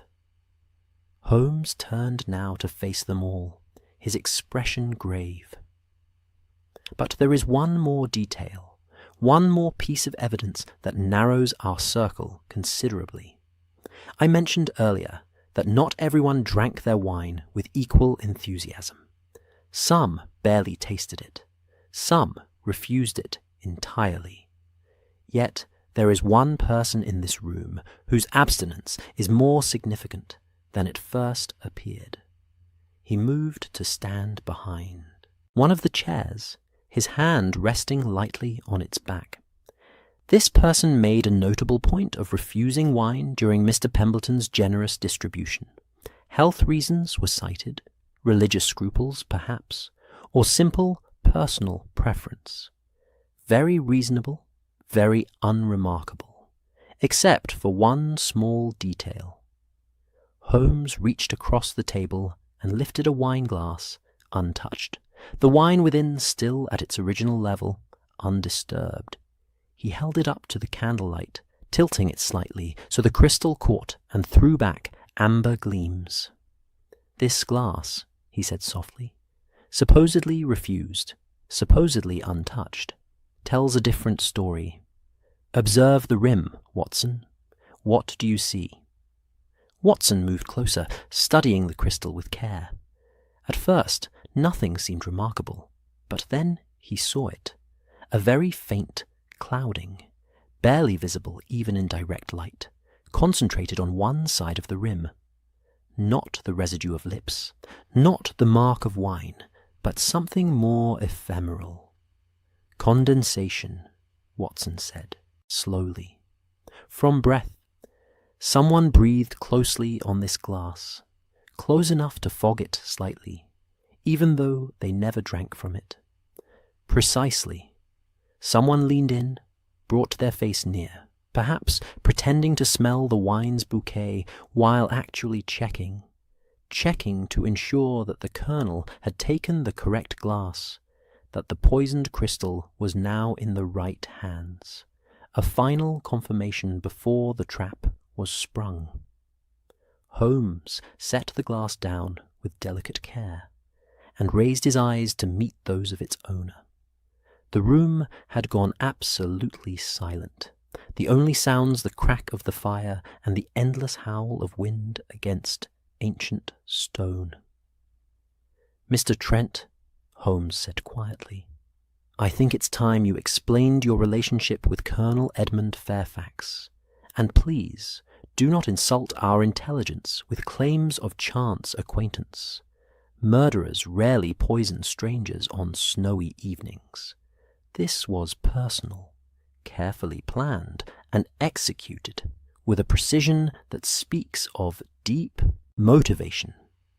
Adrian Trent stood very still, his handsome face expressionless in the candlelight. For a long moment he said nothing, and Watson found himself tensing, half expecting flight or violence or some dramatic confession. Instead, Trent smiled, a small, bitter curve of lips that held no warmth whatsoever. "You're quite right, Mr. Holmes," he said softly. "I did know the colonel. I knew him very well indeed. But if you think I poisoned him, you're making a grave error, because I needed Edmund Fairfax alive." The firelight flickered, shadows danced, and the Black Briar Inn held its breath, waiting for truth to emerge from the darkness of lies and half-truths and desperate human hearts. The words hung in the air between them, heavy with implication. Watson watched Adrian Trent's face, searching for the telltale signs of deception he'd learned to recognize over years of criminal investigation. The flutter of eyelids, the tightening of jaw muscles, the involuntary swallow, that betrayed nervousness. Yet Trent's expression remained composed, almost eerily so, as if he'd rehearsed this moment in his mind and found himself equal to it. Holmes had not moved, his hand still resting on the back of the chair, his eyes fixed on Trent with the unwavering focus of a hawk sighting prey. "Needed him alive," he repeated, his tone carefully neutral. An intriguing assertion, Mr. Trent. Perhaps you'd care to elaborate before we draw our own conclusions. Trent glanced around the room, taking in the circle of faces watching him with varying degrees of suspicion and fear.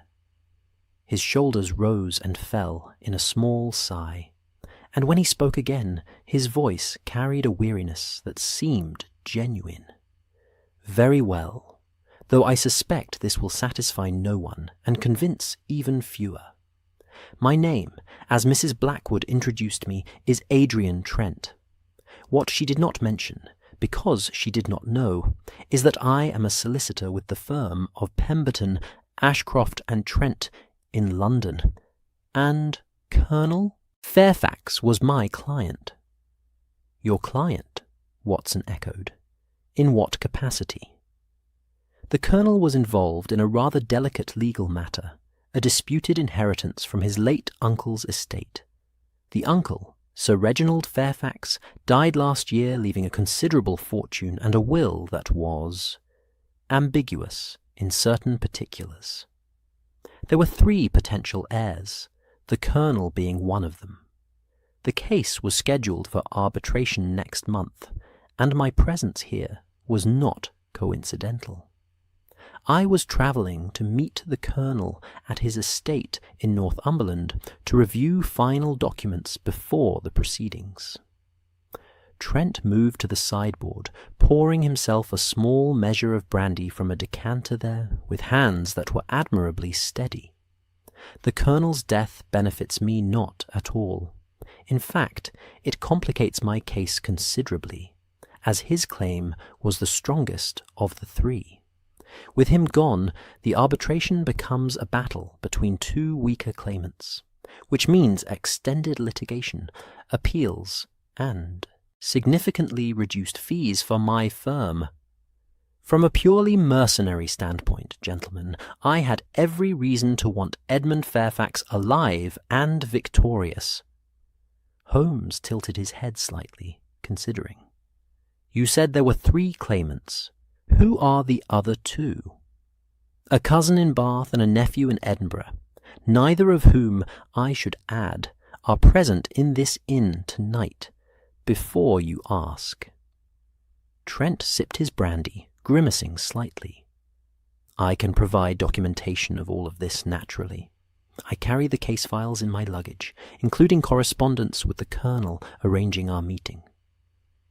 Documentation can be forged, Miss Caroline Hartwell observed tartly. Words can be lies dressed in legal language. Indeed they can, madam, Trent acknowledged with a slight bow, which is why I suggest Mr. Holmes examine my papers at his leisure. I have nothing to hide, and everything to gain from the truth emerging. I am not your poisoner. Watson caught Holmes's eye, reading the minute shake of his head. His friend was not convinced, but neither was he ready to dismiss Trent's account entirely. The game, as it were, was still in play. Let us set aside the question of motive for the moment, Holmes said, his tone brisk, and return to the matter of opportunity.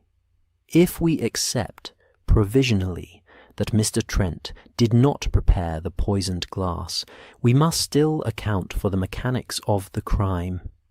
Mrs. Blackwood, I'd like to review the sequence of events before the meal with greater precision. The innkeeper nodded, her expression thoughtful. As I said, the table was laid at 5 o'clock. The glasses were placed, the cutlery arranged, the linen smoothed. Sarah and Beth completed their work by 15:15. I inspected everything myself, then went to the kitchen to oversee the cooking. The dining room stood empty, or I believed it empty, until guests began to gather around 6:30. Yet we know several people entered during that interval, Holmes pressed. Beth mentioned Mr. Pemberton, the Colonel, Miss Prudence Hartwell, and Mr. Trent. Who else? Beth, still pressed against the wall with her fellow serving girl, spoke up hesitantly. "The Reverend, sir. He came in shortly after Mr. Pembleton left. He stood by the fire for a time, warming his hands. And Mrs. Webb, she came to inquire about whether we could accommodate her husband's dietary restrictions. He's troubled by rich foods," she said. So we have 6 people entering the dining room during the crucial period when the table was set, but the meal had not begun. 6 opportunities for someone to approach the table, to touch a glass, to make a substitution, or apply poison. Holmes began to pace again, his movements precise and controlled. Yet the question remains, how did the murderer ensure the correct glass reached the correct person? "You already answered that," Reverend Blackwell ventured, his voice still shaky, but gaining strength from following logical arguments. The chair position, the fire, placement. The murderer knew the Colonel's preferences and arranged the setting to appeal to them. Yes, but that assumes the Colonel would arrive first, would claim that seat before anyone else. What if Mr. Pembleton had chosen it? Or Mr. Webb? The plan would have failed catastrophically, an innocent person killed, and the intended victim left alive. Holmes stopped pacing, turning to face them all. Unless there was a mechanism to ensure the Colonel sat precisely there, regardless of when he arrived or what choices others made. Watson thought back to the moments before the meal, trying to recall details that had seemed unremarkable at the time. The gathering in the tap room, the gradual migration to the dining room as Mrs. Blackwood announced supper was ready. Has there been anything unusual? Anything orchestrated? "The seating happened quite naturally," Watson said slowly. "We all entered together, more or less. The Colonel was among the first, I think. He made that comment about the fire, chose his chair, and the rest of us arranged ourselves around the remaining spaces." "Was he among the first?" Holmes asked sharply. "Are you certain, Watson?" Watson paused, reaching for precise memory rather than general impression. "Actually, no. Now that I consider it carefully, I believe Miss Prudence Hartwell entered first, followed by her sister. Then the Colonel, then Mr. Pembleton and the Reverend together. The Webbs came after, and Mr. Trent last of all. And where did Miss Prudence initially intend to sit? She... Watson stopped, seeing it now. She moved toward the chair the Colonel eventually took. She was perhaps 2 steps from it, when she paused, turned back to say something to her sister, and by the time she looked again, the Colonel had claimed it. She took the seat beside him instead. Holmes's smile was faint, but unmistakable. "Interesting. Miss Prudence, can you recall what drew your attention away from that chair? What made you turn back to your sister?" The young woman's face had gone very pale, and her hands twisted in her lap. When she spoke, her voice was barely audible. "Caroline called me. She said something about not sitting too close to the fire, that I'd find it too warm there. I should choose a cooler spot for my complexion." "And you, Miss Caroline?" Holmes turned his attention to the elder sister. "Why did you call out at that particular moment?" Caroline Hartwell's expression had shifted from suspicion to something more complex, a mixture of defiance and dawning fear. "I was concerned for my sister's comfort. There's no mystery to it. The fire was blazing. She tends to flush in heat. I spoke without thinking." Without thinking, or with considerable thought. Holmes moved closer to her, his voice gentle but implacable. "You called out at the precise moment necessary to delay your sister, allowing the Colonel to claim the seat you knew he would prefer. A small thing, easily dismissed as sisterly, concern, yet perfectly timed to ensure the correct victim sat in the correct chair. "That's absurd!" Caroline stood abruptly, her chair scraping against flagstone. "You're suggesting I orchestrated a murder through a comment about complexions? The Colonel chose his own seat." "He did," Holmes agreed. "But you ensured he had the opportunity to do so, that your sister didn't inadvertently claim it first. A small piece of the larger mechanism, but essential nonetheless." Watson saw it now, the pattern Holmes was constructing from scattered moments and casual gestures. "The carol," he said suddenly, "just before the toast. Someone started singing a carol and others joined in. When did that happen, exactly?" Holmes nodded approvingly. "Excellent recall, Watson. The carol began during Mr. Pembleton's wine service, as he was moving from guest to guest with his bottles. Who initiated it?" A long silence followed, broken finally by Mrs. Webb's quavering voice. "I believe it was me, Mr. Holmes. My husband and we've always sung together. It's a comfort in difficult times. With the storm raging and being far from home, it seemed appropriate." "God rest ye merry, gentlemen," we began, and others joined in naturally. "Naturally?" Holmes repeated, but his tone suggested otherwise. "Let us reconstruct that moment with greater care. Picture the scene. Mr. Pembleton is pouring wine, moving around the table. Glasses are being filled. Attention is divided between the wine service and the conversation. The room is warm, loud with forced cheer, candles flickering as people move about. And then a carol begins." He moved to stand where the Colonel had sat, his hands resting on the empty chair back. Singing does several things simultaneously. It occupies the mouth and breath, making conversation difficult. It directs the gaze. Most people look down at their plates or up at the ceiling when singing, rarely at their immediate surroundings. And it creates noise, a wall of sound that masks smaller sounds, the clink of glass on glass, the soft scrape of crystal being moved, repositioned. "You think the glasses were switched during the carol?" Timothy Ashford's voice held horrified fascination. "But we were all singing, all right here. How could anyone move without being seen?" "Not move extensively," Holmes corrected, "but shift slightly, lean forward, reach across to adjust something.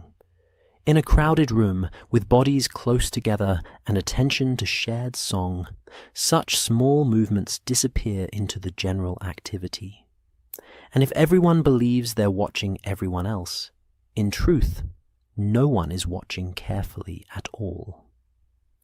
He demonstrated, reaching across the table, with the fluid grace that characterized all his movements, his hand hovering over where the Colonel's glass had been. I lean forward as if to adjust my napkin. My hand passes near my neighbour's setting, hovers briefly, withdraws.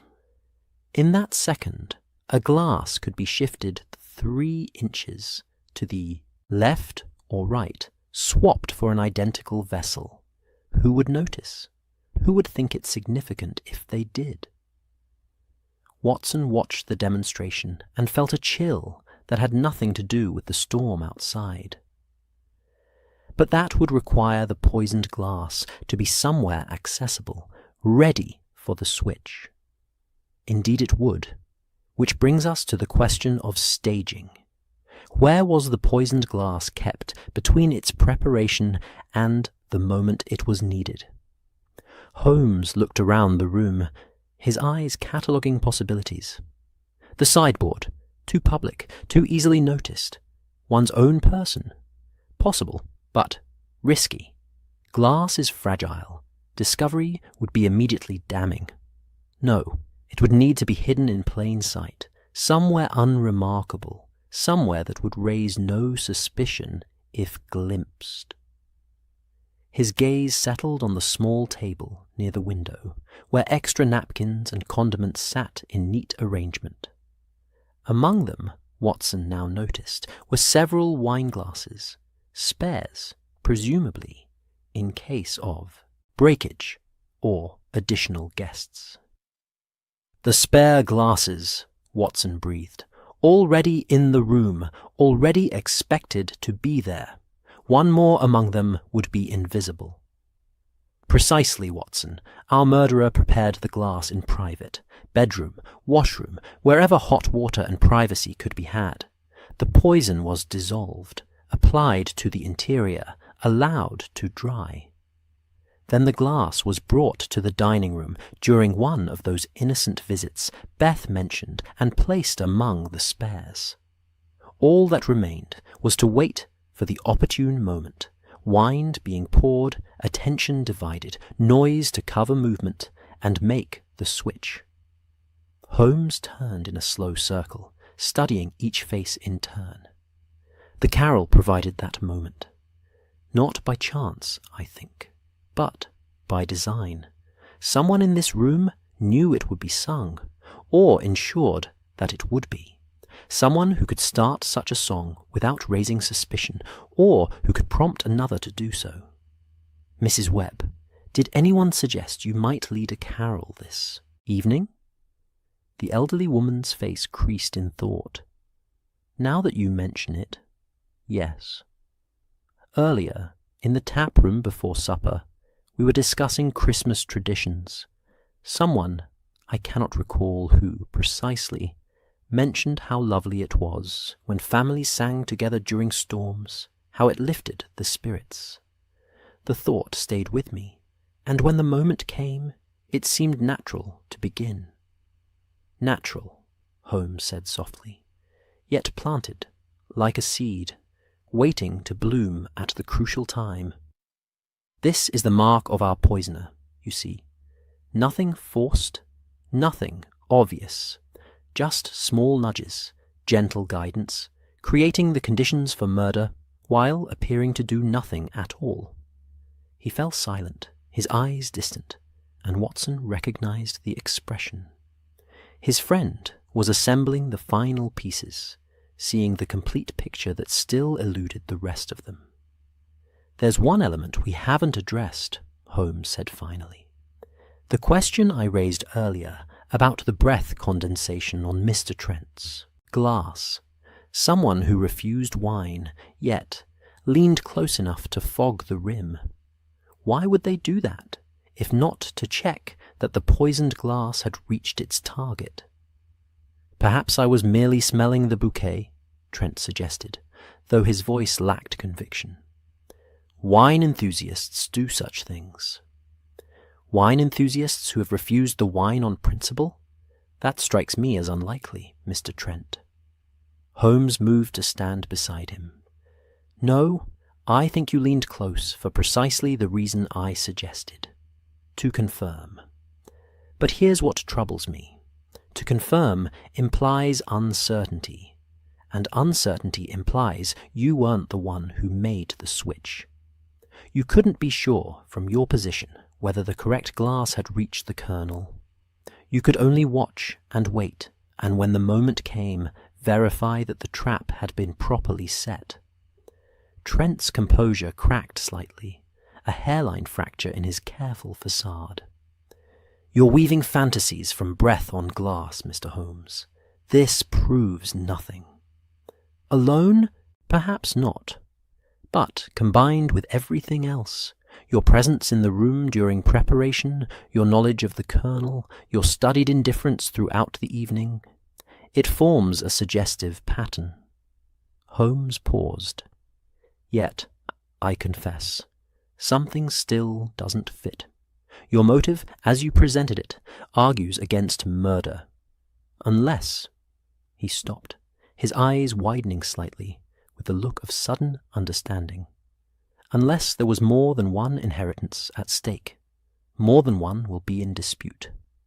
Mr. Trent, what happens to Sir Reginald's estate if all three claimants are deceased?" The silence that followed was absolute broken only by the wind's howl and the fire's crackle. Trent's face had gone white as the snow beyond the windows. The estate, he said quietly, would be considered intestate. It would revert to Crown administration, be held in trust, or— He stopped, his throat working. Or? Holmes prompted relentlessly. Or be claimed by more distant relations. Relations who might not have been considered had the primary claimants lived. Trent's voice was barely a whisper now. Relations who might have motivation to remove all three from the equation. Watson felt the pieces shifting again, the pattern reforming into something darker and more complex. Are you saying there's a fourth claimant? Someone with nothing to gain while the Colonel and the others lived, but everything to gain from their deaths? More than saying it, Watson, I'm realizing it. Trent looked haunted now, the careful facade completely shattered. Sir Reginald had a daughter from his first marriage. She was disinherited decades ago over a scandal, an unsuitable marriage, children born out of proper sequence. The will explicitly excluded her and her line. But if the three named heirs all died before the will was executed, her exclusion would become moot, Holmes finished grimly. She could contest, could claim that the deaths constituted exceptional circumstances requiring new adjudication, and with no direct competitors, her case would be substantially stronger. He turned to address the room. Ladies and gentlemen, I'm afraid we've been looking at this from the wrong angle entirely. The question is not who had reason to kill Colonel Fairfax specifically, but who had reason to kill all three heirs, and saw tonight as an opportunity to begin that terrible work. The implications rippled through the assembled company like ice water.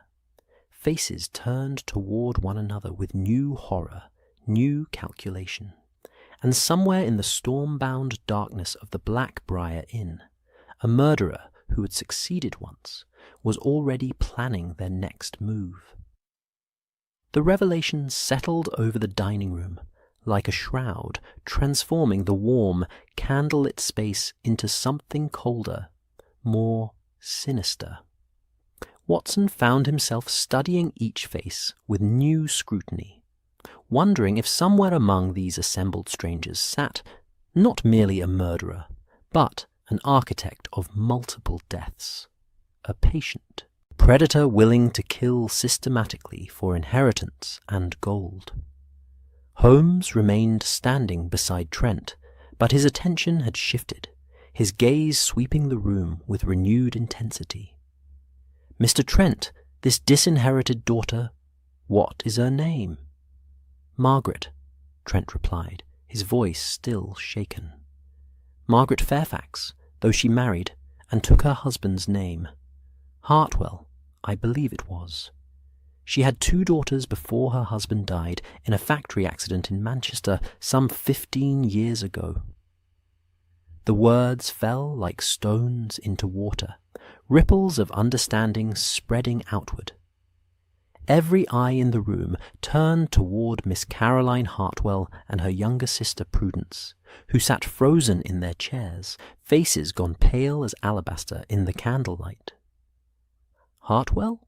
Watson heard himself say, though his voice sounded distant to his own ears.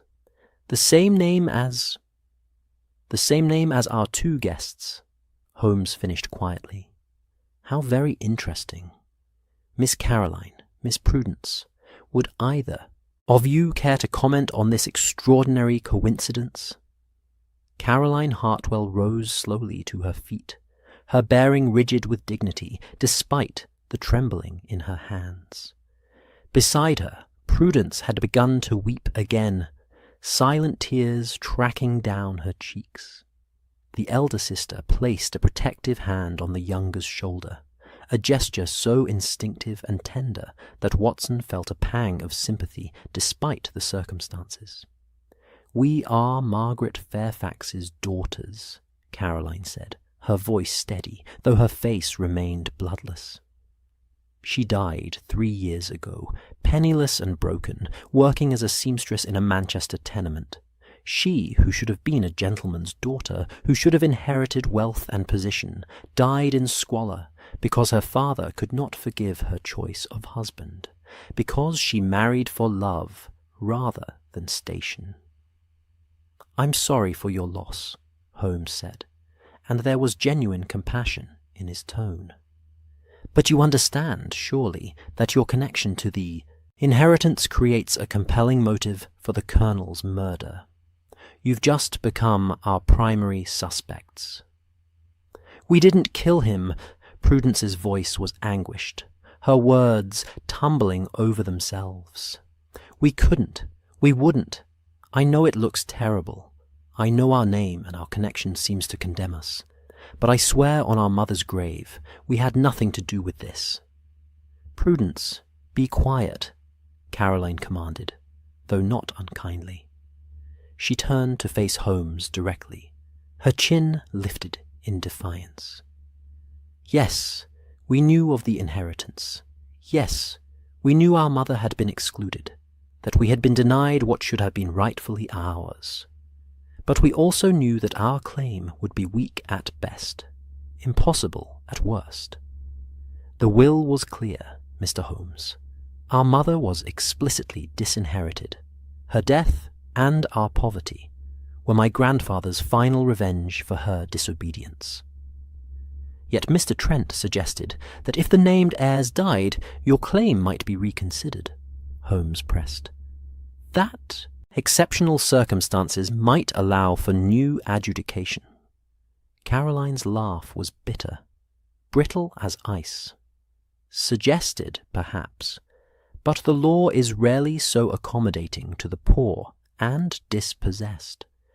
Do you truly believe we could afford the kind of legal representation required to challenge such a will? Mr. Trent's firm would cost more in a day than we earn in a month. No, Mr. Holmes, we came to this inn by pure chance, seeking shelter from the same storm as everyone else. We didn't know the Colonel would be here. We didn't know Mr. Trent would be here. We knew nothing, except that we needed to reach Scarborough before my sister's position as companion was given to someone else." Watson watched her carefully, listening not just to her words, but to the emotion beneath them. She spoke with the passionate intensity of truth, but then again he'd seen many liars speak with equal conviction. Guilt and innocence both could wear the mask of righteous indignation. Holmes had moved to the window, his fingers drumming lightly against the frost-etched glass, a sign Watson recognized as deep contemplation.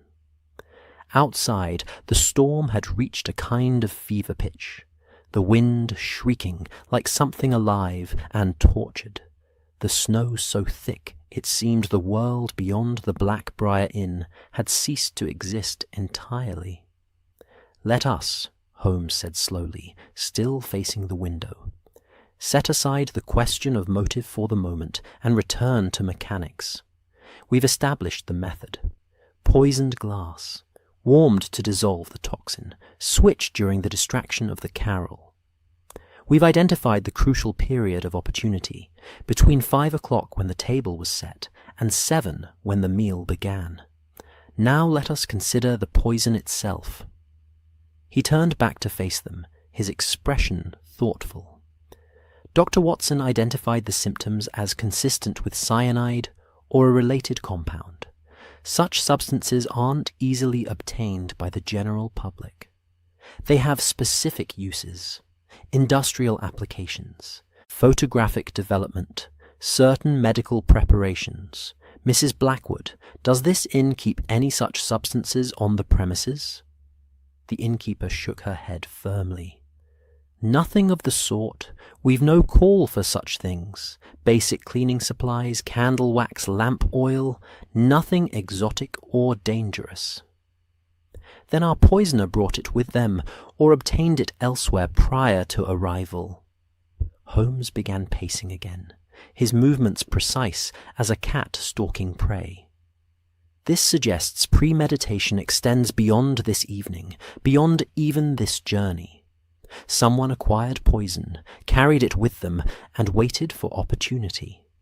The question is, when did they learn the Colonel would be here?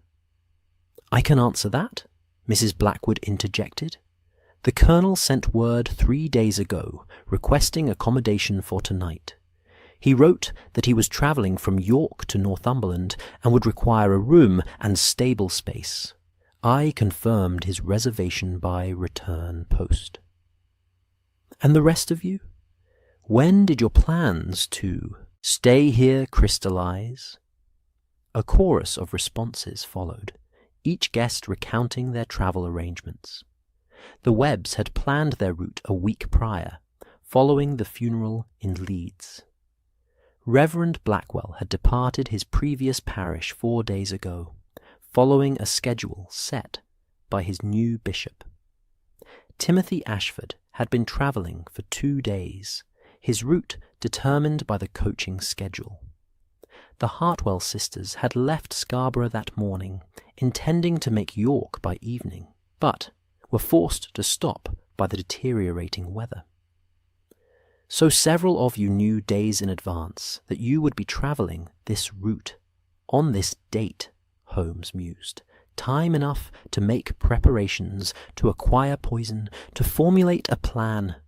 Yet you all claim your presence here was either predetermined by schedules beyond your control or forced by weather. Convenient, that. Or perhaps too convenient." He stopped his pacing and faced them squarely. "There's another element we haven't fully explored. The breath. Condensation on Mr. Trent's glass suggests he leaned close to check something. But there's another glass that tells an equally interesting story." Holmes moved to the table and selected one of the remaining wine glasses, holding it up to the candlelight with the delicacy of a jeweller examining a gem. "This glass belongs to Miss Caroline Hartwell. Unlike the others, which show evidence of wine having been drunk, the level lowered, the faint residue on the interior. This glass is precisely as full as when it was poured." Miss Caroline did not drink. Caroline met his gaze steadily. "I rarely drink wine. It disagrees with me. I accepted the glass out of courtesy to Mr. Pembleton's generosity, but I had no intention of consuming it. Yet you accepted it, held it, participated in the toast by raising it to your lips." Holmes tilted the glass, watching light play through the ruby liquid. "Or did you? Tell me, Miss Caroline, at the moment the Colonel proposed his toast, where precisely was your glass?" For the first time, Caroline's composure wavered. Her eyes flicked to the table, to the glass Holmes held, then away. "In my hand, I suppose. Where else would it be?" "Where else indeed," Holmes murmured. He set the glass down and picked up another, comparing them side by side. "These glasses are identical in manufacture, as we've established. Yet identical objects can be distinguished by the unique marks of use and handling. This glass, supposedly Miss Caroline's, shows no finger marks on the bowl where one would naturally grip it. The stem, however, shows clear prints. A thumb here and 2 fingers there. The pattern suggests it was held from below, lifted from beneath rather than grasped from the side. Watson saw where this was leading. One would hold a glass that way if one were lifting it from the table, rather than from one's own hand, if one were switching it with another glass. "Precisely, Watson." Holmes returned both glasses to the table with exquisite care. "I propose the following sequence. During the carol, in the noise and distraction, Miss Caroline reached across to the Colonel's setting. She lifted his glass. The the glass that would be raised to his lips during the toast, and replaced it with the poisoned glass she had previously prepared and hidden among the spares. Her own glass, the one she had supposedly refused to drink, became the instrument of death. No! Prudence lurched to her feet, her face anguished. "Caroline, tell them it's not true. Tell them!" But Caroline said nothing, her face a mask of stone. The silence stretched, taut as a wire, until finally Holmes spoke again, his voice gentle but implacable. "I think it's time for a demonstration, Miss Caroline. A proof, as it were, of how condensation patterns reveal truth even when lips speak lies." He moved to the sideboard, collecting several clean glasses. "Mrs. Blackwood, might I trouble you for hot water from the kitchen? And someone opens that window briefly. We'll need cold air for this to work properly." The next few minutes passed in a strange, dreamlike quality. Mrs. Blackwood returned with a steaming kettle. Timothy Ashford opened one of the casement windows, admitting a blast of frigid air that made everyone shiver and the candle flames dance wildly. Holmes worked with methodical precision, pouring hot water into one glass, letting it stand, emptying it, then immediately filling it with cold water from the washing pitcher. "Observe," he said, holding the glass up for all to see. Condensation formed instantly on the cold exterior, but in uneven patterns, rings and whirls, where the glass had been warmed and cooled unevenly. The glass remembers its temperature history, as it were. This double ring effect, this layered condensation, is the signature of a glass that was warmed, cooled, then exposed to cold liquid again. He set it down and picked up the glass that had held the Colonel's final drink, or rather, the largest surviving fragment. "Now observe this piece from the Colonel's glass. The condensation pattern, visible in the moments before the wine was poured, would have shown this exact characteristic. A trained eye, looking for it, would recognize it immediately." "I'm not a trained eye," Caroline said quietly. "I'm a governess, Mr. Holmes. I teach children to read and cipher and practice proper manners. I know nothing of condensation patterns or chemical properties. But you know about heat and cold, about the behavior of water and glass. Anyone who has kept a house, who has washed dishes and filled pitchers and managed a household's daily needs, would understand these principles intuitively." Holmes's voice was kind now, almost regretful. "You prepared the glass in your room, using water from your washing pitcher. You heated it first, dissolved the poison. Acquired how, I wonder? From a photographer's studio where you might have worked. From a factory where certain compounds were used. And applied it to the interior. You allowed it to dry, carried it down hidden in your skirts or beneath a shawl, and placed it among the spares while pretending to warm yourself by the fire." He continued, building his case piece by careful piece. "You knew the Colonel would be here because Mr. Trent mentioned it in a letter to his firm, a letter that perhaps passed through your hands if you've ever worked as a clerk or copyist. You knew his preferences because you'd made it your business to learn them, perhaps through conversation with others who knew him, perhaps through observation during a previous encounter. You guided your sister away from his chair to ensure he could claim it. You started the carol. No, you prompted Mrs. Webb to start it, a subtle suggestion in the taproom that bore fruit at the crucial moment. And during the singing, in the noise and distraction, you made the switch." Caroline's hands had begun to tremble now, though her face remained expressionless. Beside her, Prudence was weeping openly, her hands covering her face. "The final confirmation," Holmes said softly, came when you leaned close to smell the wine you supposedly refused, not to enjoy its bouquet, but to verify that the Colonel had taken the correct glass, that the poisoned crystal was now in his possession. The breath condensation on your glass's rim tells that story clearly to anyone who knows to look for it. He paused, studying her with something that might have been pity. You needed him dead, Miss Caroline, not for money alone, though poverty is a powerful motivator, but for something more, revenge, perhaps, justice for your mother who died in squalor while her father's nephew lived in comfort, or simple desperation, the knowledge that without some dramatic change, you and your sister would follow your mother into poverty and early graves. For a long moment, Caroline Hartwell stood silent, her face carved from marble, her eyes fixed on some distant point only she could see. Then, very slowly, she began to laugh, a low, bitter sound that held no mirth whatsoever. Justice, she said finally. You call it justice, Mr. Holmes. My mother was cast out for loving the wrong man.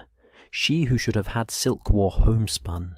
She should have had servants wash floors. She died coughing blood into rags because she couldn't afford a doctor, while her father's fortune passed to distant cousins who had never suffered a day in their comfortable lives. Her voice rose, passion breaking through the careful control. The Colonel was a good man, they say, a military hero. But he was also the beneficiary of my grandfather's cruelty, the recipient of wealth that should have been my mother's, my sister's, mine. He didn't earn it. He didn't deserve it. He simply had the good fortune to be born male, to be born legitimate, to be born into favour. Caroline, please, Prudence sobbed. Please stop. But Caroline had begun now, and the words poured out like water through a broken dam. I worked for 15 years, Mr. Holmes. 15 years teaching other women's children, sleeping in cold attic rooms, wearing dresses turned 3 times until the fabric went threadbare. I watched my mother fade and die, watched my sister's beauty waste in poverty, watched our lives contract to nothing while others lived in abundance on what should have been ours. She drew a shuddering breath. So yes, I acquired the poison. Yes, I learned the Colonel would be here. Yes, I planned and prepared and executed this crime with all the care and intelligence I possess.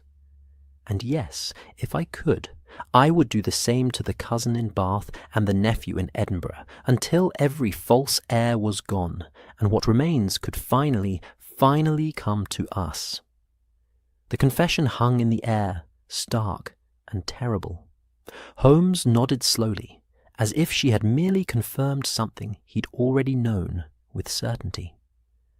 "And your sister?" he asked quietly. "Was Miss Prudence complicit in this?" "No." The word was a cry of anguish.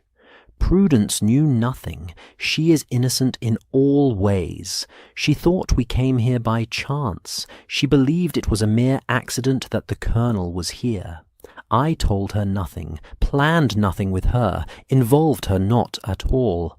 Whatever punishment comes, it must fall on me alone." Holmes looked at Prudence's tear-stained face, her expression of utter devastation, and nodded. "I believe you. Miss Prudence was an unwitting piece in your game, positioned where you needed her without her knowledge or consent."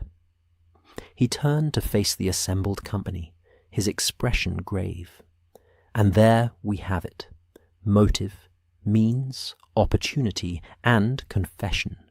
The crime is solved, though I take no pleasure in the solving." Watson moved to Caroline's side, professional instinct making him check her pulse, her breathing, concerned she might collapse from the emotional strain.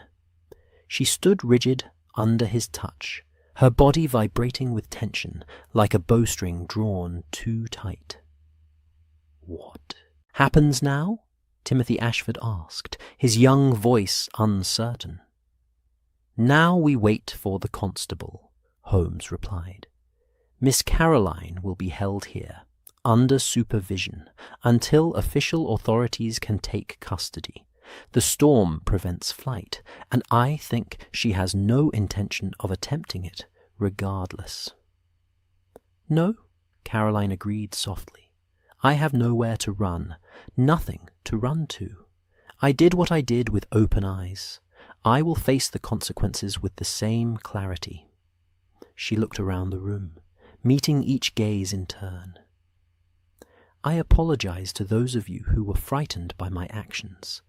That was not my intent. The colonel alone was my target, and his death, whatever you may think of my methods, was justice long delayed. I regret the fear I caused you all, but I do not regret his death." The fire crackled in the hearth, the wind howled against the windows, and in the candlelight of the Black Briar Inn, a murderer stood unmasked, her crime confessed, her motives laid bare to the judgment of strangers, and the long, dark hours of a winter night. The hours that followed Caroline Hartwell's confession moved with the strange, suspended quality of a dream, as if time itself had become untethered from its usual moorings. The storm outside continued its assault on the ancient stone walls of the Black Briar Inn, but within the dining room a different kind of tempest had passed itself, leaving behind only exhaustion and the complicated residue of human tragedy. Mrs. Blackwood, displaying the practical composure that had doubtless sustained her through decades of innkeeping, took charge of the immediate necessities. Colonel Fairfax's body was carried with respectful solemnity to the small parlour off the main hallway, laid out with as much dignity as circumstances permitted. A clean sheet covered him, candles were lit at his head and feet, and the door was closed against the world of the living, creating a small, solemn space for the dead to rest until official authority could take custody. Caroline was not imprisoned in any conventional sense. Where could she go, after all, with snow piled against the windows and the moorland transformed into an impassable white wilderness? Instead, she was given a room on the ground floor, one that Mrs. Blackwood could monitor easily, and it was understood, without need for explicit statement, that she would not attempt to leave it. Her sister Prudence, devastated beyond measure, was installed in an adjacent room, with Miss Sarah sent to sit with her, lest grief and shock give way to something more dangerous. The other guests dispersed gradually to their own chambers, each processing the evening's revelations in their own way. Mr. Pembleton went muttering about the waste of good wine and the impossibility of conducting honest business in a world where even dining rooms became scenes of murder. Reverend Blackwell retreated to pray, his face grey with the weight of sins witnessed, if not absolved. The Webbs clung to each other as they climbed the stairs, their elderly frames seeming frailer than they had hours before, as if the proximity to death had reminded them of their own mortality. Timothy Ashford lingered briefly in the doorway, looking back at Holmes with an expression of mingled horror and fascination. "Is it always like this?" he asked, his voice barely above a whisper. "Your investigations, I mean. Do they always end with such sadness?" Holmes, who had settled into a chair near the dying fire, considered the question with the seriousness it deserved. "Not always," he replied quietly. "Sometimes justice feels clean, deserved, right.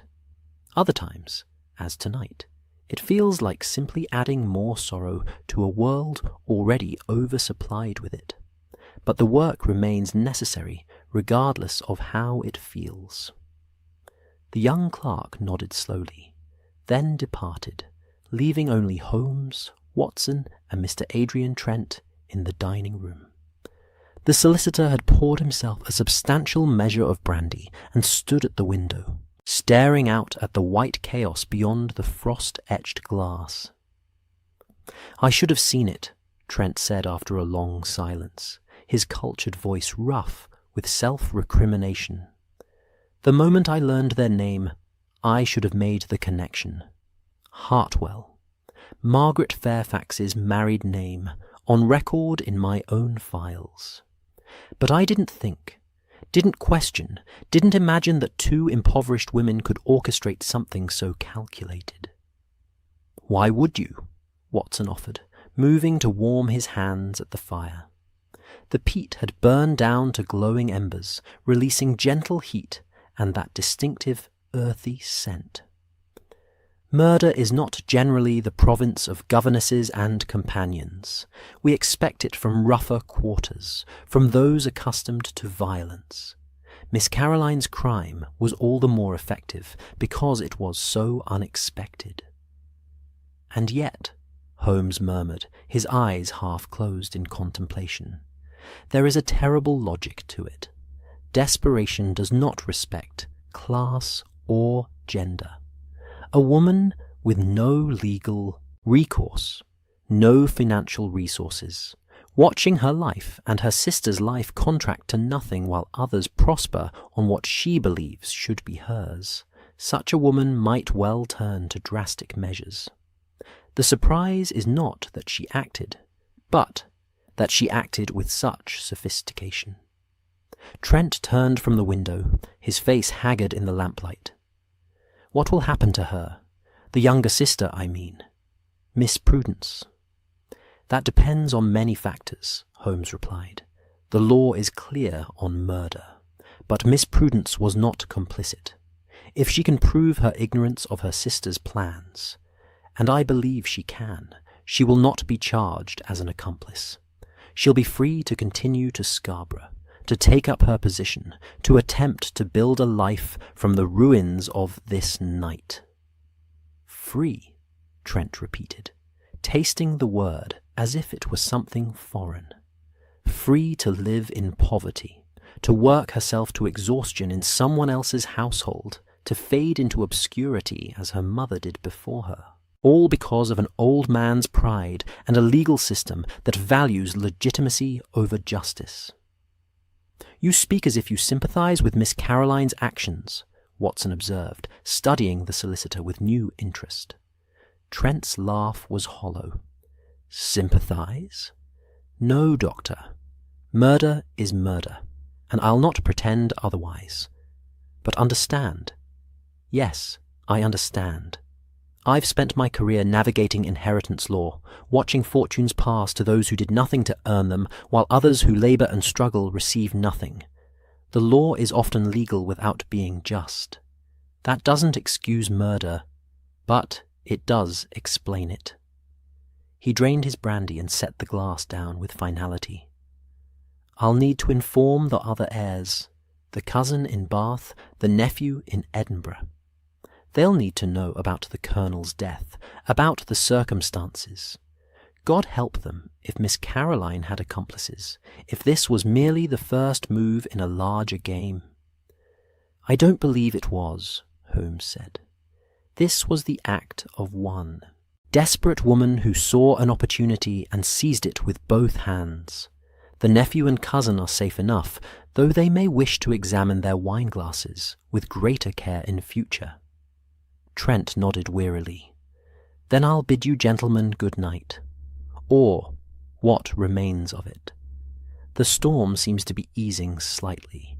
Perhaps by morning the roads will be passable, and we can summon proper authorities to take charge of this mess." He departed, his footsteps echoing down the hallway, leaving Holmes and Watson alone in the dining room. The candles had burned low, casting long shadows that danced against the dark oak panelling. Outside, the wind's shriek had indeed diminished to a steady moan, as if the storm were finally exhausting itself after hours of fury. Watson settled into the chair opposite Holmes, grateful for the warmth of the fire and the companionable silence. These were the moments he treasured most with his friend. Not the dramatic revelations or clever deductions, but the quiet afterward, when the game was done and they could simply exist together without need for performance or explanation. "You handled her gently," Watson observed after a time. "Miss Caroline, I mean. You could have been harsher in your interrogation, more aggressive in forcing her confession." Holmes opened his eyes, studying Watson with that penetrating gaze that seemed to see through flesh and bone to the thoughts beneath. What purpose would harshness serve? She was already caught, already aware that her crime had been discovered. Cruelty in such circumstances would be mere indulgence, satisfying perhaps to some primitive sense of righteousness, but accomplishing nothing of value. He paused, then continued more softly. "Besides, Watson, I found myself pitying her. Not excusing, mind you. Murder is always wrong, regardless of provocation, but pitying nonetheless. She was intelligent, capable, resourceful. In a different world, with different circumstances, she might have been a scientist, a scholar, a person of significance. Instead, she was reduced to teaching other people's children and wearing other people's cast-off dresses, all because of an old man's stubborn pride and a system that offers no remedy for such injustices. The system could have been challenged through legal means," Watson pointed out. "She might have petitioned, might have sought redress through courts." "With what money, Watson? Legal challenges require resources she didn't possess. Mr. Trent himself said his firm's fees would exceed what she earned in months. No, she looked at her options and saw only one path that might actually succeed, however terrible the cost." Holmes steepled his fingers again, his expression distant. "It doesn't make her right, but it makes her comprehensible." They sat in silence for a time, watching the embers pulse and fade in the grate. Watson found his thoughts drifting to Prudence Hartwell, sleeping fitfully in her room with Sarah keeping watch. What dreams troubled her now? What nightmares of sisters and poison and shattered futures? She would carry this night with her always, a burden she'd done nothing to earn, but would bear regardless. "I should check on the Colonel," Watson said eventually, medical duty stirring him from contemplation. "Ensure everything is properly arranged." "And I should speak with Miss Caroline one final time," Holmes replied. "There are questions I didn't ask in front of the others, details I'd like to clarify while the memory is fresh." They rose together, moving through the now silent inn with the care of men, conscious of sleeping guests and dead bodies. Watson headed toward the small parlour where Colonel Fairfax lay, while Holmes made his way to Caroline's ground-floor room. The parlour was cold, the fire there having been allowed to die, and in the candlelight the Colonel's covered form seemed impossibly still, impossibly final. Watson stood for a moment, looking down at the sheet-draped figure, thinking of the man who had raised a toast to fellowship and companionship mere hours ago, who had smiled at strangers and spoken of military habits and faced death without ever knowing it approached. "I'm sorry," Watson murmured, though to whom he couldn't quite say.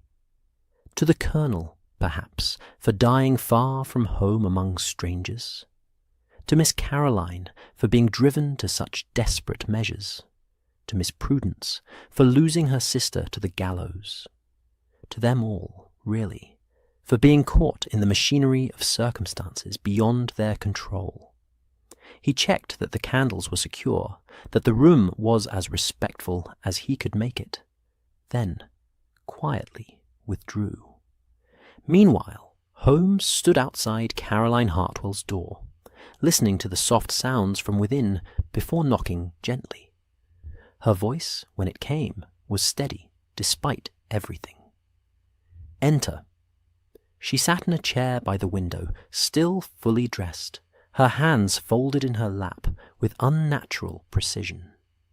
Her face in the lamplight was composed, almost serene, as if confession had brought its own kind of peace. "Mr. Holmes," she greeted him, "I wondered if you would come." "I have questions," he replied, settling into the room's other chair without waiting for an invitation. "Not for the official record, not for the courts, for my own understanding." She nodded slowly. "Ask." "The poison. Where did you obtain it?" "From a photographer's studio in Manchester, where I worked briefly between positions. They use cyanide compounds in their developing processes. I stole a small amount over several weeks, tiny quantities that wouldn't be missed. It wasn't difficult. They were careless with their supplies, and I was trusted." "And you carried it with you always, waiting for an opportunity?" A ghost of a smile touched her lips. "Not always. But when I learned through a copied letter, yes, I worked as a clerk copyist for a solicitor's firm, which is how I encountered Mr. Trent's correspondence, that the Colonel would be travelling this route on this date. I began to plan. I knew about the Black Briar Inn from my childhood. My mother brought us here once, before everything fell apart, before my grandfather cast her out. It seemed fitting, somehow, that his nephew should die in a place my mother had loved.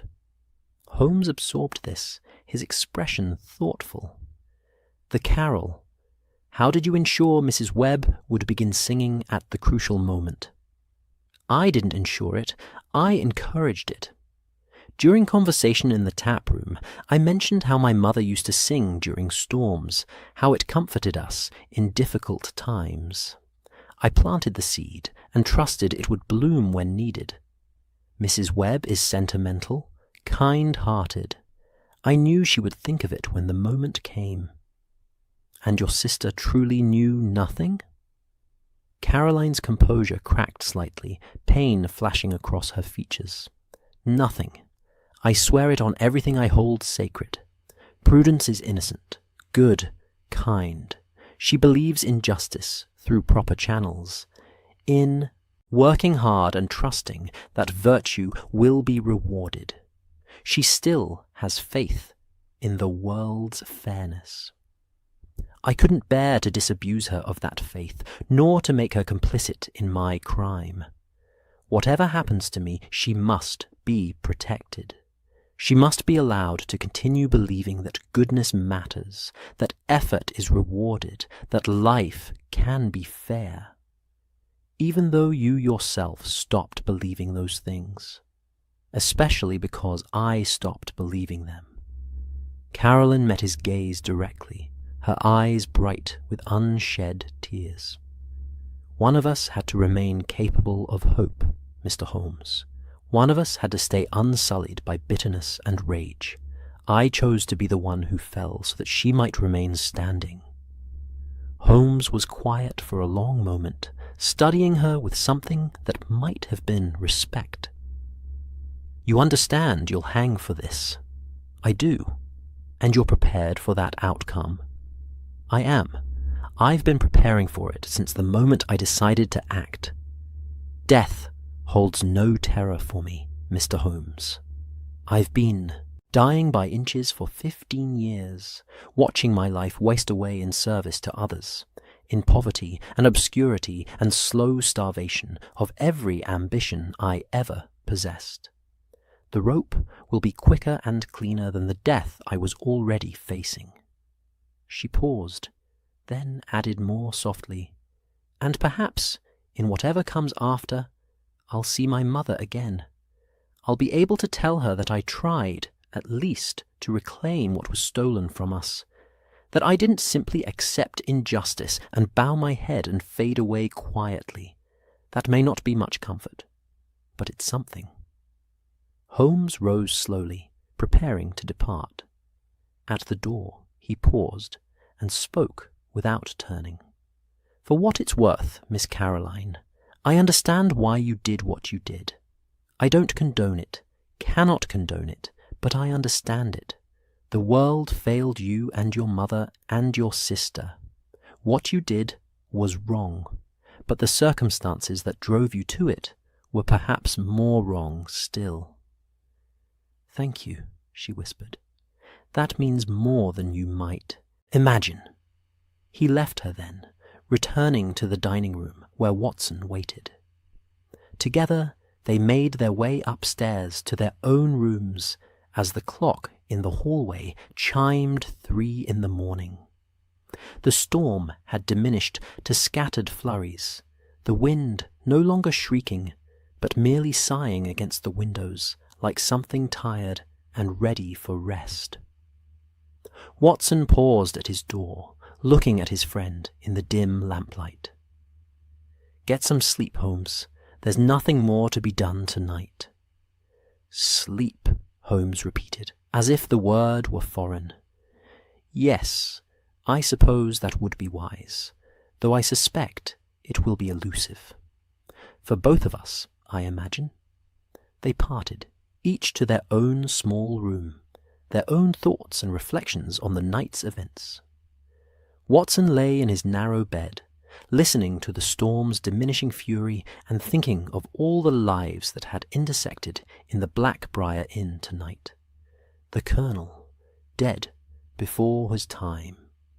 Caroline, facing the gallows for seeking the justice the law denied her. Prudence, innocent and devastated, her future uncertain. All of them caught in the machinery of inheritance law and social strictures and old men's pride. He must have dozed eventually, because he woke to pale grey light filtering through the frost-etched window and the sound of voices in the yard below. The storm had passed in the night, leaving behind a world transformed by snow. The moorland stretched away in pristine white beneath a clearing sky, beautiful and terrible in its emptiness. Watson dressed quickly and descended to find the inn stirring to wary life. Mrs. Blackwood moved through the hallways with her customary efficiency, though even she looked worn by the night's events. The other guests emerged gradually, drawn to the dining room by the smell of coffee and the need for companionship after the isolation of their separate rooms. Holmes was already there, standing at the window and watching the stable boy clear snow from the yard. He turned as Watson entered, his face showing the signs of a sleepless night, but his eyes alert as ever. "The roads are being cleared," Holmes reported. "Mrs. Blackwood sent her nephew to the village at first light. The constable should arrive within 2 hours, weather permitting, and Mr. Trent has already dispatched a telegram from the village office. The other heirs have been informed of the Colonel's death, though not yet of the circumstances." "How is Miss Caroline this morning?" "Composed. She slept, apparently, better than most of us. Sarah reports she was calm, even peaceful. Miss Prudence, by contrast, spent the night weeping. She knows now what her sister did, and why, and the knowledge has broken something in her." They took their breakfast in near silence, the assembled guests speaking in hushed tones, as if loud conversation would be disrespectful to the dead man lying in the parlour. Mr. Pembleton made a half-hearted attempt at his usual bombast, but subsided quickly when no one responded. The Webbs sat close together, eating little, looking older in the morning light. Reverend Blackwell moved his food around his plate without consuming any of it, lost in thoughts that might have been prayers or simply stunned contemplation. The constable arrived shortly before 10 o'clock, a solid Yorkshire man named Bradshaw, who brought with him the scent of cold air and competent authority. Holmes provided him with a concise account of the night's events, supported by Watson's medical observations and testimony from the assembled guests. Caroline was brought from her room, still composed, and confirmed her confession without elaboration or excuse. "I'll need to take her into custody," Constable Bradshaw said, his gruff voice not unkind. "There's a cell in Thornby that will hold her until the magistrate arrives. Miss Hartwell, do you have any belongings you wish to collect?" "Only my sister," Caroline replied quietly. "I need to speak with her before I go, to say goodbye." Prudence was summoned, her face swollen from crying, her movements those of someone moving through a nightmare. The sisters were allowed a few minutes alone in the small parlour, away from the watching eyes of strangers. What passed between them in those final moments, no one knew. But when they emerged, Prudence's face was set with a kind of terrible resolution, and Caroline's eyes were wet, though her bearing remained erect. "I love you," Prudence said, her voice breaking. "I will always love you, no matter what you've done. You are my sister." "And you are mine," Caroline replied. "Live well, Prudence. Live the life I couldn't. Be happy for both of us." They embraced, a long moment of sisters clinging to each other while the world waited to pull them apart. Then Constable Bradshaw gently separated them, and Caroline was led away to the wagon waiting in the yard. She did not look back as they drove away, her figure growing smaller and smaller against the white expanse of snow, until finally disappearing entirely around a distant bend in the road. The remaining guests dispersed gradually over the next hours as the roads were declared passable. The Webbs departed first, their carriage moving slowly through the cleared paths. Reverend Blackwell followed, his face still grey with shock.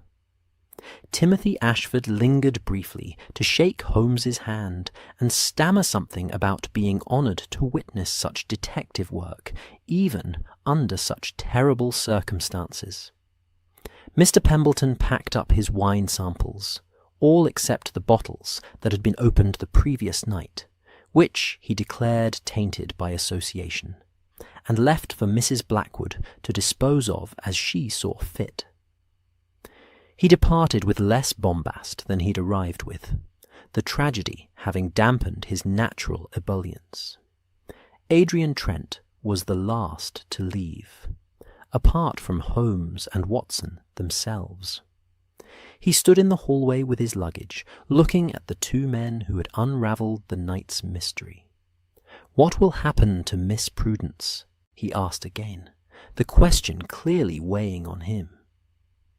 "She'll continue to Scarborough, I imagine," Watson replied. "Take up her position as planned. Try to build a life despite everything." "The inheritance," Trent said slowly, as if the thought was only now occurring to him. "With the Colonel dead, and Miss Caroline incapacitated, the legal situation becomes complex. The other two heirs will likely contest, but there may be grounds for Miss Prudence to make a claim. The sins of the sister are not the sins of the innocent." Holmes studied him with interest. "You would help her with such a claim? Support her against your own clients?" Trent's smile was wry. "My clients are dead or in custody, And perhaps it's time someone in my profession chose justice over precedent, compassion over legal technicality. Miss Prudence is Sir Reginald's great-granddaughter, just as the Colonel was his nephew. Her claim is no weaker than the others, morally, if not legally. If she wishes to pursue it, I'll represent her, pro bono, naturally. That's generous of you, Watson observed. Generous or guilty, Trent replied. I spent the night thinking about my profession, about inheritance law, about how we lawyers perpetuate injustices in the name of order and precedent. Miss Caroline murdered a man because the law offered her no other recourse. I can't undo that, can't bring the Colonel back or save her from the gallows. But I can perhaps prevent another tragedy, and can ensure Miss Prudence doesn't suffer the same poverty that drove her sister to murder. He extended his hand to Holmes, who shook it firmly. Thank you, Mr. Holmes, for solving this case, even though the solution brings no happiness to anyone. Truth rarely does, Holmes replied, but it remains necessary regardless. Trent departed, his carriage following the path the others had taken, leaving only Holmes, Watson, and Mrs. Blackwood in the ancient inn. The innkeeper surveyed the dining room, now empty, of all but memories, and shook her head slowly. 40 years I've run this inn, she said quietly. I've seen births and deaths, celebrations and sorrows, but never murder. Not in all my years. The Black Briar has held many secrets, but none so dark as this. The inn is blameless, Holmes assured her. It was merely the stage on which human drama played out. The fault lies not in these old stones, but in the hearts and circumstances of those who sheltered here. She nodded, accepting this, then turned to practical matters. Will you be staying another night? The roads are clear enough for travel, but you're welcome to rest after such an ordeal. Holmes glanced at Watson, who shook his head slightly. Neither of them wanted to spend another night in the Black Briar, surrounded by the ghosts of what had transpired. Some places, however beautiful or historic, became forever tainted by tragedy. We'll depart this afternoon, Holmes said. Though we thank you for your hospitality, Mrs. Blackwood. You managed an impossible situation with grace and competence. I did what was needed, she replied simply, as we all must when circumstances demand it. An hour later, Holmes and Watson stood in the yard as their own carriage was brought around, their luggage loaded, their bills settled. The day had turned bright and clear, the sky a sharp blue that seemed impossible after the previous night's fury. The moor stretched away in all directions, white and pristine and beautiful, as if the storm had never been, as if nothing had transpired within the inn's dark walls. Watson climbed into the carriage, settling himself with a sigh. Holmes paused on the step, looking back at the Black Briar Inn one final time. In the morning light, it looked exactly as it had when they'd first glimpsed it through the storm. Ancient, solid, enduring. 200 years it had stood here, and it would stand for 200 more, outlasting all their human dramas and tragedies. Quite an evening, Watson observed as Holmes settled beside him, and the carriage lurched into motion. Indeed. Holmes was quiet for a moment, watching the inn recede behind them. You know, Watson, I find myself troubled by this case in ways that others don't trouble me. We solved it, yes. Justice will be served, after a fashion. But I can't shake the feeling that we merely witnessed the final act of a tragedy that began long before we arrived, set in motion by an old man's pride and a system that offers no remedy for certain injustices. Miss Caroline made her choice, Watson pointed out gently. She could have lived with the unfairness, as countless others do. She chose murder instead. Yes, she chose murder. But what choices did she really have, Watson? Poverty? Slow death by inches? Watching her sister suffer the same fate? We ask people to accept injustice with grace, to endure suffering without complaint, and then we wonder why some of them break under the weight of it all.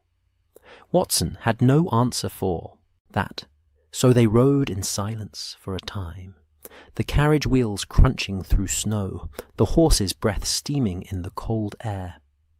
Around them, the moorland rolled away endlessly, beautiful and harsh and indifferent to human suffering. "What will happen to Miss Prudence, do you think?" Watson asked, eventually. "That depends on many factors, on whether Mr. Trent succeeds in his legal manoeuvring, on whether she can bear the weight of what her sister did, on whether she can find a way to live with both the love she feels for Caroline and the horror of Caroline's crime." Holmes paused, then added more softly, "I hope she survives it, Watson. I hope she finds some measure of peace and prosperity. Someone should emerge from this tragedy with a future worth living. Do you think she will?" "I don't know. I'm a detective, Watson, not a prophet. I can unravel crimes and deduce motivations, but I cannot predict the human heart's capacity for resilience or its tendency toward despair. We can only hope." The carriage crested a hill, and the Black Briar Inn disappeared from view behind them, swallowed by distance and the white expanse of moor. Before them, the road stretched toward civilization, toward London and normalcy, and cases that might prove less ethically complicated. But Watson knew, as Holmes surely knew, that they would both carry this night with them. The memory of Caroline Hartwell's composed face as she confessed to murder. The sound of Prudence's weeping. The Colonel's darkened lips and final, surprised exhalation. The weight of snow and silence and secrets too long buried. "Do you regret taking the case?" Watson asked as the miles passed beneath their wheels. Holmes considered the question with the seriousness it deserved. "Regret solving it? No. Murder must always be investigated, always be brought to light. But regret being there, being part of it, witnessing the collision of desperation and injustice that led to death. Yes, Watson, I regret that deeply. Because this was not a case where justice feels satisfying or where truth brings peace. This was simply a human tragedy from beginning to end, and we were merely its witnesses and recorders." He fell silent then, his grey eyes distant, and Watson let him be. Outside, the moorland gave way gradually to farmland, to villages, to the first signs of the busier world they'd left behind. The storm had passed, the roads were clear, and life would continue as it always did, indifferent to individual suffering or small human dramas played out in remote inns. But for those who had been there, who had witnessed the events at the Black Briar Inn during that snowbound night, nothing would ever be quite the same. They would carry it with them always, the weight of it, the sorrow of it, the terrible understanding of how quickly desperation can transform into violence, and how inadequate the law can be in addressing the injustices that drive people to desperate acts. The Black Briar Inn would stand for another 200 years, welcoming travellers, offering shelter from storms, keeping its secrets close. And perhaps, on winter nights, when the wind howled and snow pressed against ancient stone, those within its walls might feel the presence of ghosts, a colonel who died too soon, a woman who was killed for justice denied, a sister who lost everything to love and lore. But that was for the future, for other travellers and other storms. For now, Holmes and Watson rode toward London in contemplative silence, two men who had sought truth and found it, though the finding brought neither of them any comfort at all.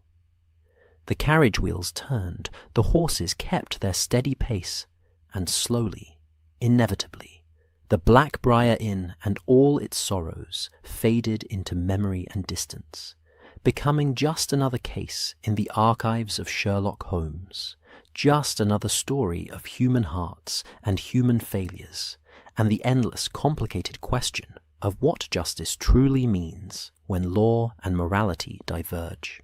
And the moor, ancient and enduring, kept its own counsel, covering everything in patient white, waiting for spring to reveal what winter had hidden, knowing that all things, joy and sorrow, guilt and innocence, life and death, eventually return to the earth and are forgotten by all except those who choose to remember.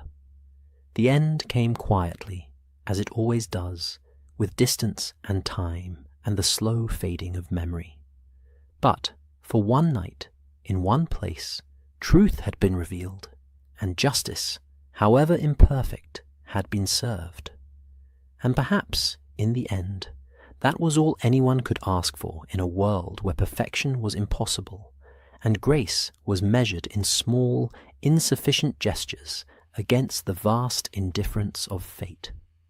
The carriage rolled on, carrying its passengers toward home and whatever cases awaited them there, leaving behind only tracks in the snow that would soon be erased by wind and weather, as if they had never been there at all. That's our story tonight. Maybe you're drifting, beneath the quiet lights of Stockholm, the warm ocean breeze of Bali, the peaceful streets of Vienna, or the soft twilight skies of Lisbon. If this moment brought you a sense of calm, like the episode and subscribe for more gentle nights like this. Let the silence rest around you. Let your thoughts slow. Let your dreams wander freely. Sleep gently, now, wherever you are in this vast and wondrous world.